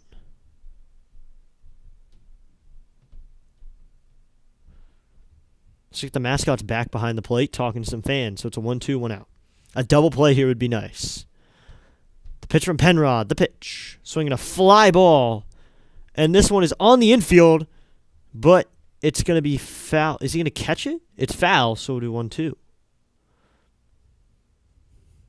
So 1-2, 1 out. That was foul, not a play. I thought that was playable. He'd have to get back to first, but he doesn't.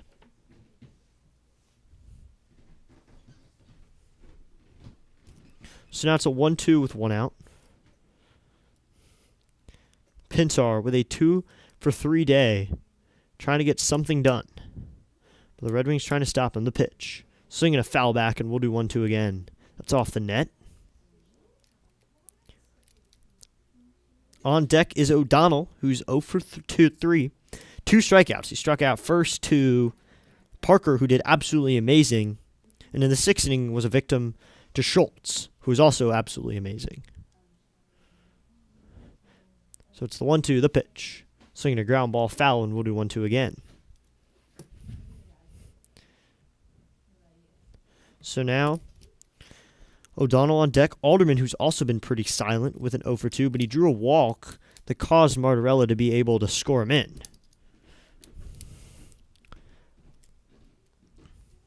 Penrod sets. The pitch to Pintar. And he swings and misses at a pitch low and outside in the dirt. Strikeout number 2 for Penrod. And he's got a good inning going. So now he'll face Alderman, who's been basically useless besides grounding out. He's been pretty empty offensively anyway.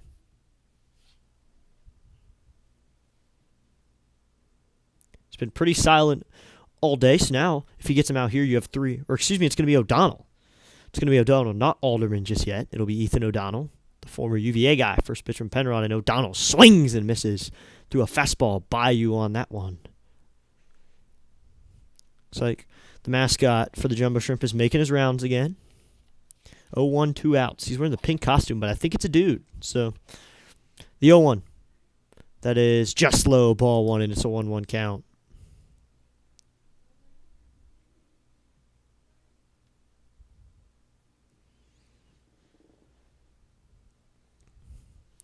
One, 2 outs. Here's the pitch. Just high, the throw down on the stolen base, and in there safely is Cernaud. The throw is just a little bit short, so he had to pick it out of the ground. And that's a stolen base for Cernaud. So 2 outs, Cernaud on second for O'Donnell, who has a chance for an RBI, but it looks like the Red Wings will try to stop him.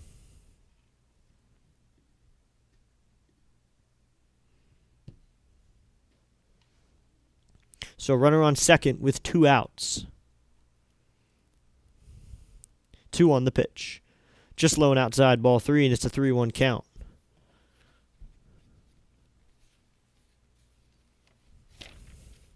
Three, 1, 2 outs. Penrod, arm hanging as he's in his shuffle position. He comes set. He's got to throw a strike here. Don't lose him. Here's the pitch. And he manages to pump one in there, and it's 3-2. 3-2, 2 outs, runner on second. Clock winding down started at 18 as the ball got back to the pitcher, Penrod. In the ninth, it's going to be Ford, Cruz, Ortiz for the Red Wings to start out their offense.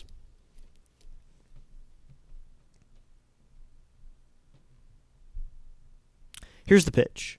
Swing and a miss. 3 strikeouts in the inning for Penrod and only 1 hit. And that ends the inning. 1 hit. 1 runner left on. We head to the ninth, and it's 5-1 Red Wings.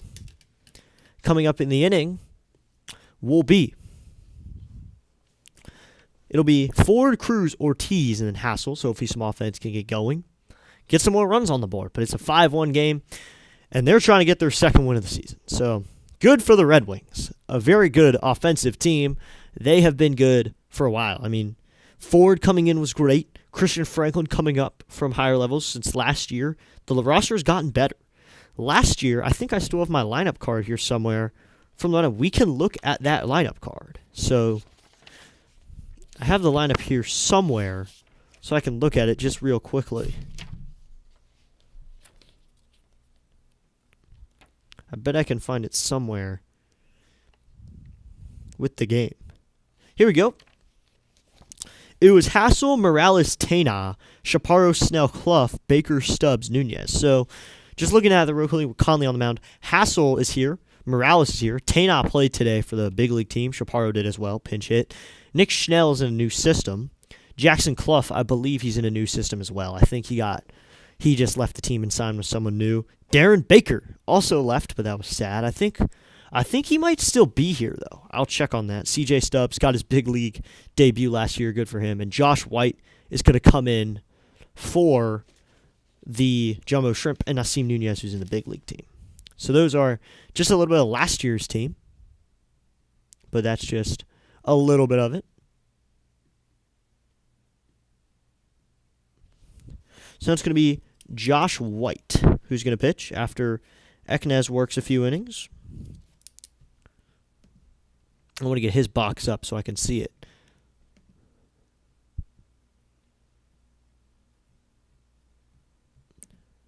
So this is Josh White for the Jumbo Shrimp. Eknaz worked 2 innings on 2 hits, 1 run, 4 Ks. And his run was not earned because it was on an error. So now it'll be Harry Ford to face him first. Here's the pitch, and that is inside, ball 1. Hey, Snowman checking in, and you just gave me a great idea. What is up, Snowman? I'm assuming that idea is minor league baseball. And yes, hopefully everyone starts covering minor league baseball. Love covering AAA baseball. Harry Ford 0 for 2 with a walk and a fly out. Here's the pitch, and Ford takes it outside. It's a 2-0 count. Thanks for stopping by, Snowman. Everybody, be sure to check out Snowman Multimedia. Snowman, drop your link in there. Tell me how you're doing. Hope you are doing great. And I will tune in to your show at some point and say what's up. I like to tune into other people. The 2-0 And Ford takes it upstairs. It's ball 3.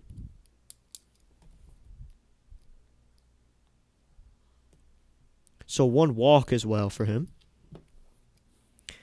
But now White comes in. He's a righty.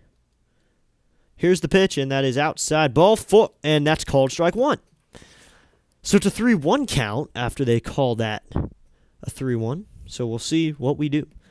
Only the Jumbo Shrimp have a challenge left, so they're the only ones who know anything. The 3-1, and that is inside, ball 4. So that will do it, and Harry Ford will draw a walk. On Josh White, his first batter faced is a walk. So now that'll bring up Dylan Cruz in the 3-hole. He's 1 for 3, but he had a big RBI back in the 7th inning. Yes, indeed, not just AAA, but a team back in Gary.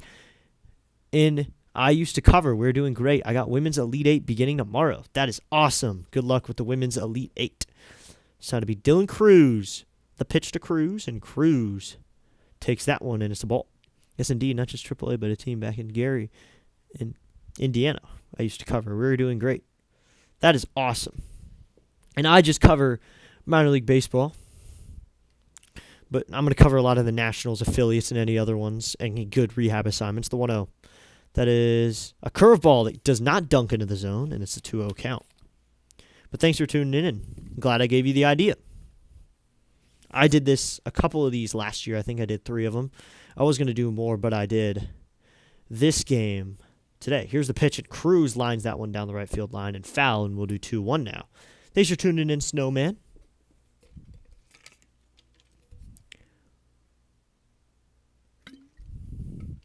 Two, 1, no outs. White sets the pitch. Lone outside, ball 3. It's a 3-1 count. Top of the 9th. Runner on first, no outs. Just a reminder, we'll be headed over to play-by-play with JJ after this game. We got basketball over there. But finish here, the 3-1, and Cruz will take it inside, and Josh White has walked 2 consecutive batters here in the top of the 9th.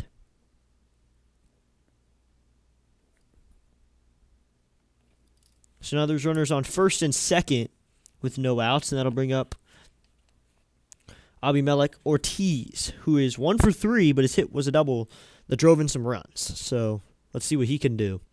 Catcher Navarrado will come out and talk to White quickly and head back to his spot.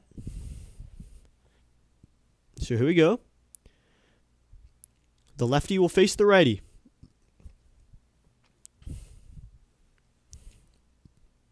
Coming set is White. He steps back a little bit. His set starts with his foot back a little bit. Here's a pitch to Ortiz. Ortiz flies this one on the infield. Getting under it is the second baseman, Batistas, who makes the catch for out number 1. So that's out number 1 on an infield fly. I think that's runners on first and second is infield fly. But that is a fly out to second anyway, and that'll bring up Robert Hassel III with runners on first and second and only 1 out with a chance to drive in runs. He's 2 for 4. He had a single in the 5th and a single in the 7th. Flew out in the 2nd and struck out in the 4th. So 2 outs and then 2 hits, and he takes the ball low and inside. Did they say he went? No, he did not. So it's a 1-0 count. Hassel trying to break his way back into the big leagues. But a little bit of that might be playing in Rochester. Doing well in Rochester brings him to the big league level.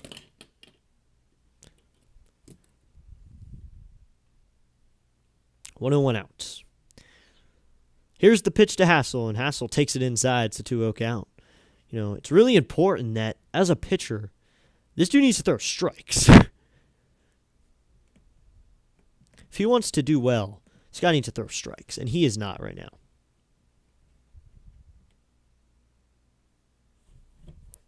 The 2 to Hassel, and Hassel swings and misses through it, so that's a strike in there. 2-1, 1 out. Thanks for tuning in, everybody, to this minor league broadcast. We'll see who's pitching in the bottom of the 9th for Red Wings, who gets the trumpets for the bottom of the 9th. If you're a Dodgers fan or just a baseball fan in general, you know what trumpets means.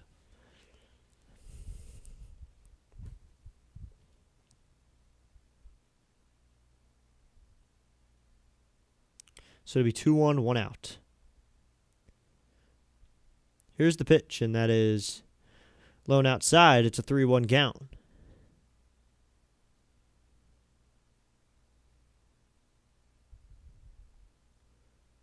So it looks like, oh, that was a fax report that I just got that looks like a real one. The 3-1. Swinging a foul back, and we'll do 3-2. I just got an MLB on Faxed. The MLB on Fax account posts fake news that looks so real until you see the name. And it said that Sonny Gray got DFA'd. So Sonny Gray must have done well today. Or he didn't, but I have Sonny Gray on one of my fantasy teams. So the only one I have all 6, I think I have Lyle on all 6 of my fantasy teams. Looks like there's a timeout called. And it looks like there's a pitch clock violation. A pitch clock violation causes a walk, and Hassel will load the bases. Wow. That loads the bases on a pitch clock violation.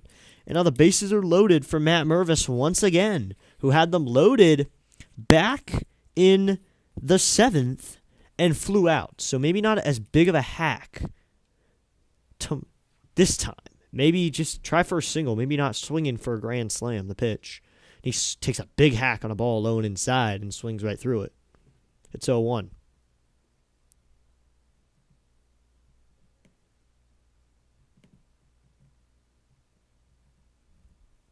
Coming set is Mervis. Or excuse me, not Mervis, White, the pitch. And Mervis drives this one deep down the left field line, but this one's going to get foul and out of play. Some kids are chasing after it, want to go get that ball. Getting a ball is one of the most awesome things to do at a baseball ballpark.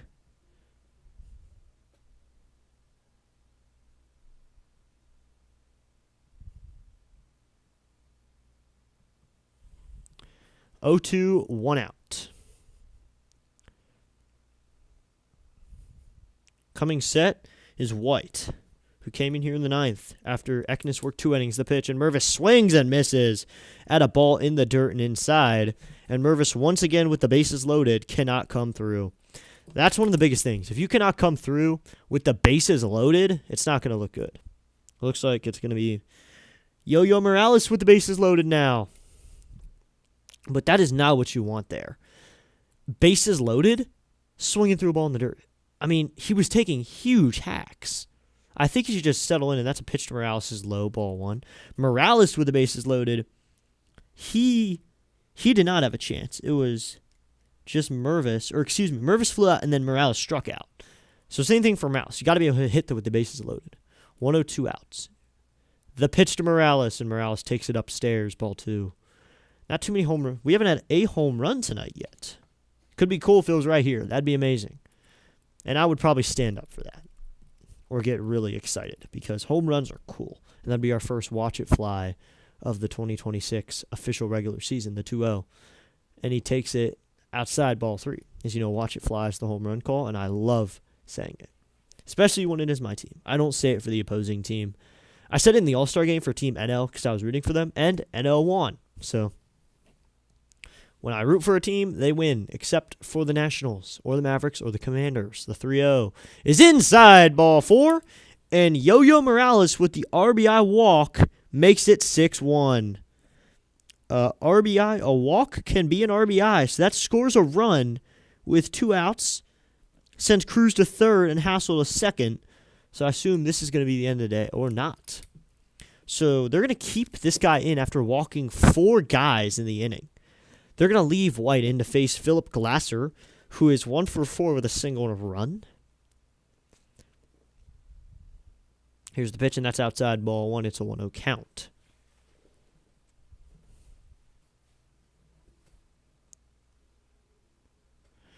Two outs.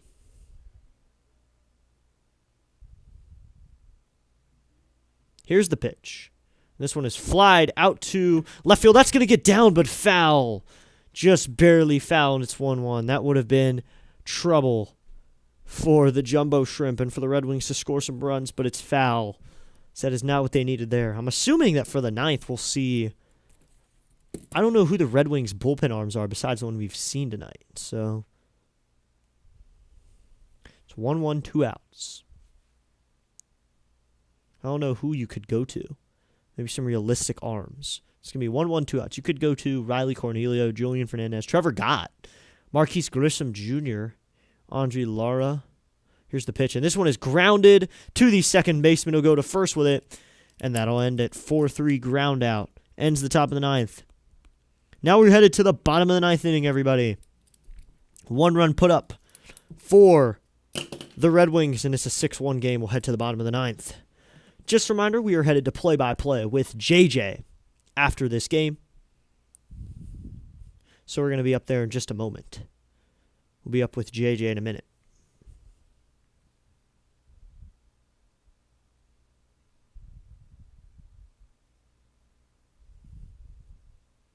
So we're going to get going.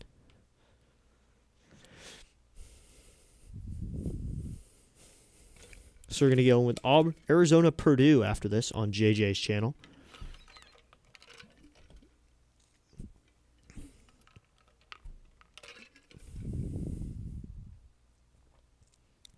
He has plenty of viewers when you go over there. Hit that like button, hit that subscribe button, support JJ.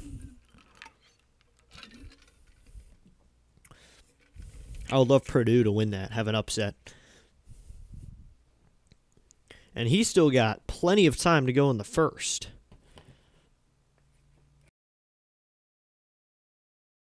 So we'll see what he does. I've taken a lot of my look from JJ, you'll notice. The scoreboard in general. Especially with the transparent background. He gave me the idea for that.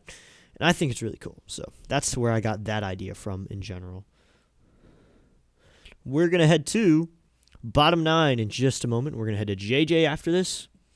And I'll see you all later after this game. But for now, we got 1/2 inning to go. So stay right here. Here we go. First pitch. They're showing the pickoff throw. Or they're showing stolen base highlights right now. And we got a 9th inning. We'll see who comes in. Is that Cornelio? Seth Schumann is going to come in for the Red Wings. We saw Schumann last year.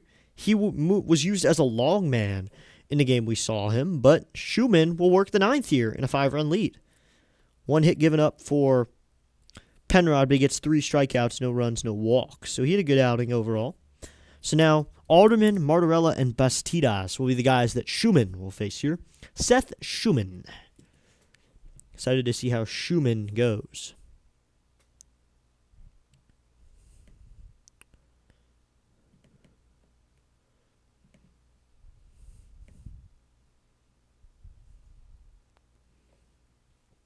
So here we go. He's going to face Alderman to start this. Alderman drew a walk that he's the only run of the game for the Jumbo Shrimp. First pitch from Schumann, and it's low and outside, ball 1. Schumann was a good arm last year for the Red Wings. Was working as a long man, but he has the 9th here with a 5-run lead. So they trust him to hold this lead. The pitch. And this one is low.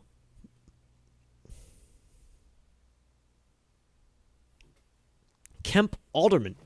He's 0 for 2. He flew out in the first. He drew a walk in the 4th and struck out in the 6th, but he does have a run. So the 3-0 is outside, or the 2-0 is outside. Or I guess that's ball 4. So Schumann has a 4-pitch walk to start this inning. To Kemp Alderman.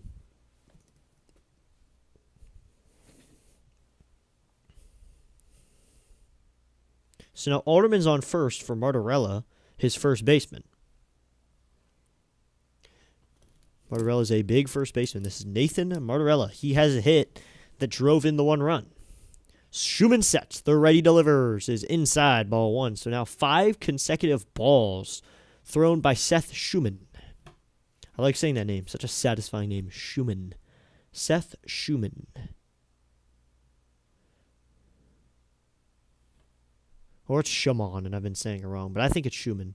The pitch is low, ball 2, and that's ball 6.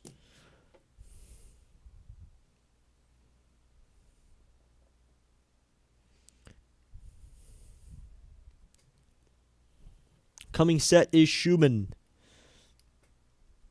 The 2-0 is in there, called strike 1, so he does not go to ball 7. He gets a 2-1 count now. So make Martorella put the ball in play. Schumann checks the runner, and he comes set. Here's the pitch. Swinging a fly ball down the left field line. This one will get out of play towards the stands. and some fans will try to get it. So it's going to be a 2-2 count with no outs. Bottom of the ninth inning.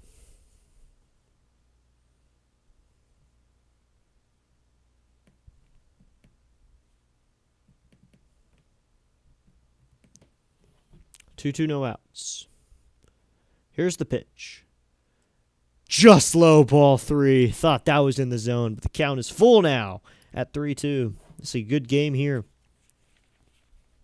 Matthew LeCroy's Rochester Red Wings had a good game. Coming set is Schumann. The 3-2. Just outside, ball 4, and Schumann walks 2 consecutively. Not what you wanted to see there, putting 2 runners on. And now the tying run is somewhat near the plate. I think he's in the hole somewhere.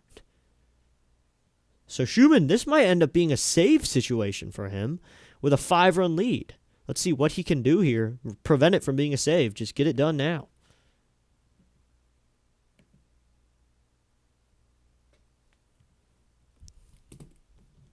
Get it done now.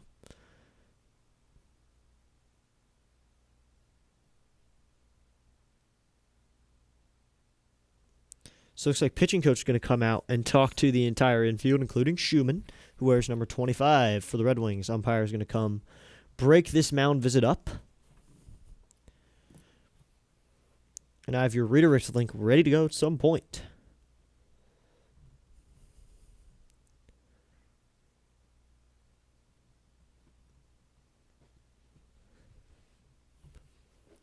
So now it's going to be Bastidas, who's the second baseman. He's 0 for 3. Been doing more in the field than he has hitting. He's been empty hitting-wise, but in the field he's at least been doing some putouts and getting some stuff done. So he's been doing more there than he has been doing here. Schumann sets. It's a righty-righty matchup now. The pitch. Swing and a miss at a pitch low, and it's 0-1. Schumann going back to work, settling in here. Bottom of the ninth. No outs. Runners on first and second. Schumann sets. Fan is trying to distract him right now. The 0-1. Swing and a miss to the pitch in the dirt, and it's 0-2. He's waving his arms behind the plate, trying to distract Schumann, but it's going to take a lot more to distract a major league pitcher than waving your arms and yelling, probably. But that is professional baseball for you, especially for major leaguer guys. There's less people here, but for minor leagues, you can actually distract someone because there's not as many fans. The pitch. Swing and a ground ball foul, and we'll do 0-2 again. Minor leagues, there's not a million people there, so you can actually get on someone's nerves if you're loud enough. Or you can at least say some stuff, and they will hear you. 0-2, no outs. Schumann checks his signs. He comes set. The 0-2 delivery coming. The pitch. Swing and a line drive, left field. That's going to get down in front of Franklin. He dives for it, goes off of him. Rounding first, headed for second. That's going to score a run. Will it score 2? No, it will not. So it's only going to score 2. Puts runners at second and third. Christian Franklin tried to make a diving play. Couldn't get it. Bounced off his glove. And now that sends Martorella over to third and scores Alderman. But luckily, Martorella is not that fast. So now no runners, no outs, and runners in scoring position now. Schumann now in some deep trouble now. Not as deep as you think it'd be. But now the tying run stands on deck.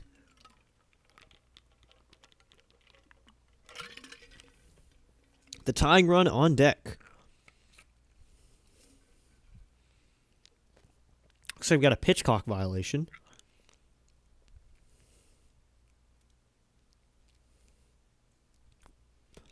It'll be Jacob Berry to lead it off here in the bottom of the ninth.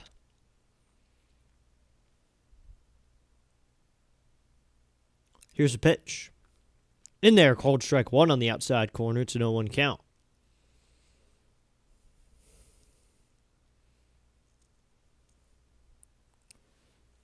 Coming set is Schumann. He steps off now. Going to take a minute here. The tying run now stands on deck. But Schumann is a good pitcher. We know that. Seth Schumann can work out of things. He worked a long game against the Row Riders. And I believe he pitched as well against the Knights at some point. The pitch, and that is just down low and even at 1-1. So 1-1 count. Hope everyone enjoyed the stream tonight, as it's still going, but hope everyone enjoyed. We'll be back at some point. Runners on second and third. No outs. The pitch from Schumann. In there, called strike 2. It's a 1-2 count. Just need 3 outs, and this game is over. Trying to get something going. The Red Wings do not want to go to extra innings. So it'll be a 1-2. Schumann sets. He delivers. Swing and a miss on a pitch. Low. Strikeout number 1 for Seth Schumann here in the 9th. And now he'll face Etzel, the DH. 1 out now. Looks like JJ, his game is tied at 25 with 5:02 left in the first half. That's going on between Purdue and Arizona. I'm just checking in on there, and we got some pictures. Jumbo Shrimp taking some pictures of people. Now to be Matthew Etzel, the pitch, and he grounds this one. And this one's going to be the shortstop. He goes to first with it in time for the out, and that advances the runners. So scoring on the play is Martorella, and over to third is Batistas. So now 2 outs, runner on third, and Navarreto will hit now. This is the last hope for the Red Wings with a runner on third. 2 outs. Seth Schumann can put it away right here, though. And I will be out as this game is over. We might do a little post-game, but that's it. Maybe 2 minutes at most. But here we go. Schumann sets. First pitch is swung on and missed. And it's 0-1. Navarreto struggling to hit that one.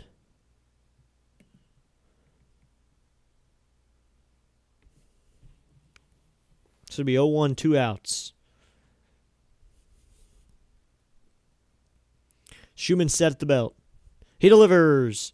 Swing and a line drive. That's caught by the third baseman Morales. And this game is over. Yo-Yo Morales catches a line drive that wins it. And the Rochester Red Wings win 6-2-3. What a game. And Schumann is going to be credited with a save now. I think he gets a save. So that got down to a bad area. That was not what we needed there. That was some high stress there in the 9th. Two runs in the 9th. It was 6-1 and it ends at 6-3. But a win is a win. And it's 6-3 in the end. So thank you guys so much for coming. So I'm going to give you your redirect link now to play-by-play with JJ. Here you go. There we go. There's your redirect link. It's in the chat now. Thank you so much for coming. A good game overall. I think the Red Wings offense was able to string together runs. That is something they did well. I think they did that really well. They strung together runs, and they took the walks when they got them. They got intentional walks. The thing is, the one tip, the bases were loaded twice, and we left them on base. That's 6 runners left on base. 6 runs you could have. Or at least if you want to think the smallest denominator, 2 runs, if you just want to score 1. And we had 1 out each time. 1 out. I think that's the one thing. If you can get a run there, that'd be amazing. So thank you so much, guys, for staying in for this broadcast. Thanks for hanging with me. I'll see you all at some point. I got things to do, but head over to JJ. Say what is up. I'll be over there in a second. Thank you so much for coming. I will see you all in the next one. Thanks for tuning in for Red Wings Baseball here on District.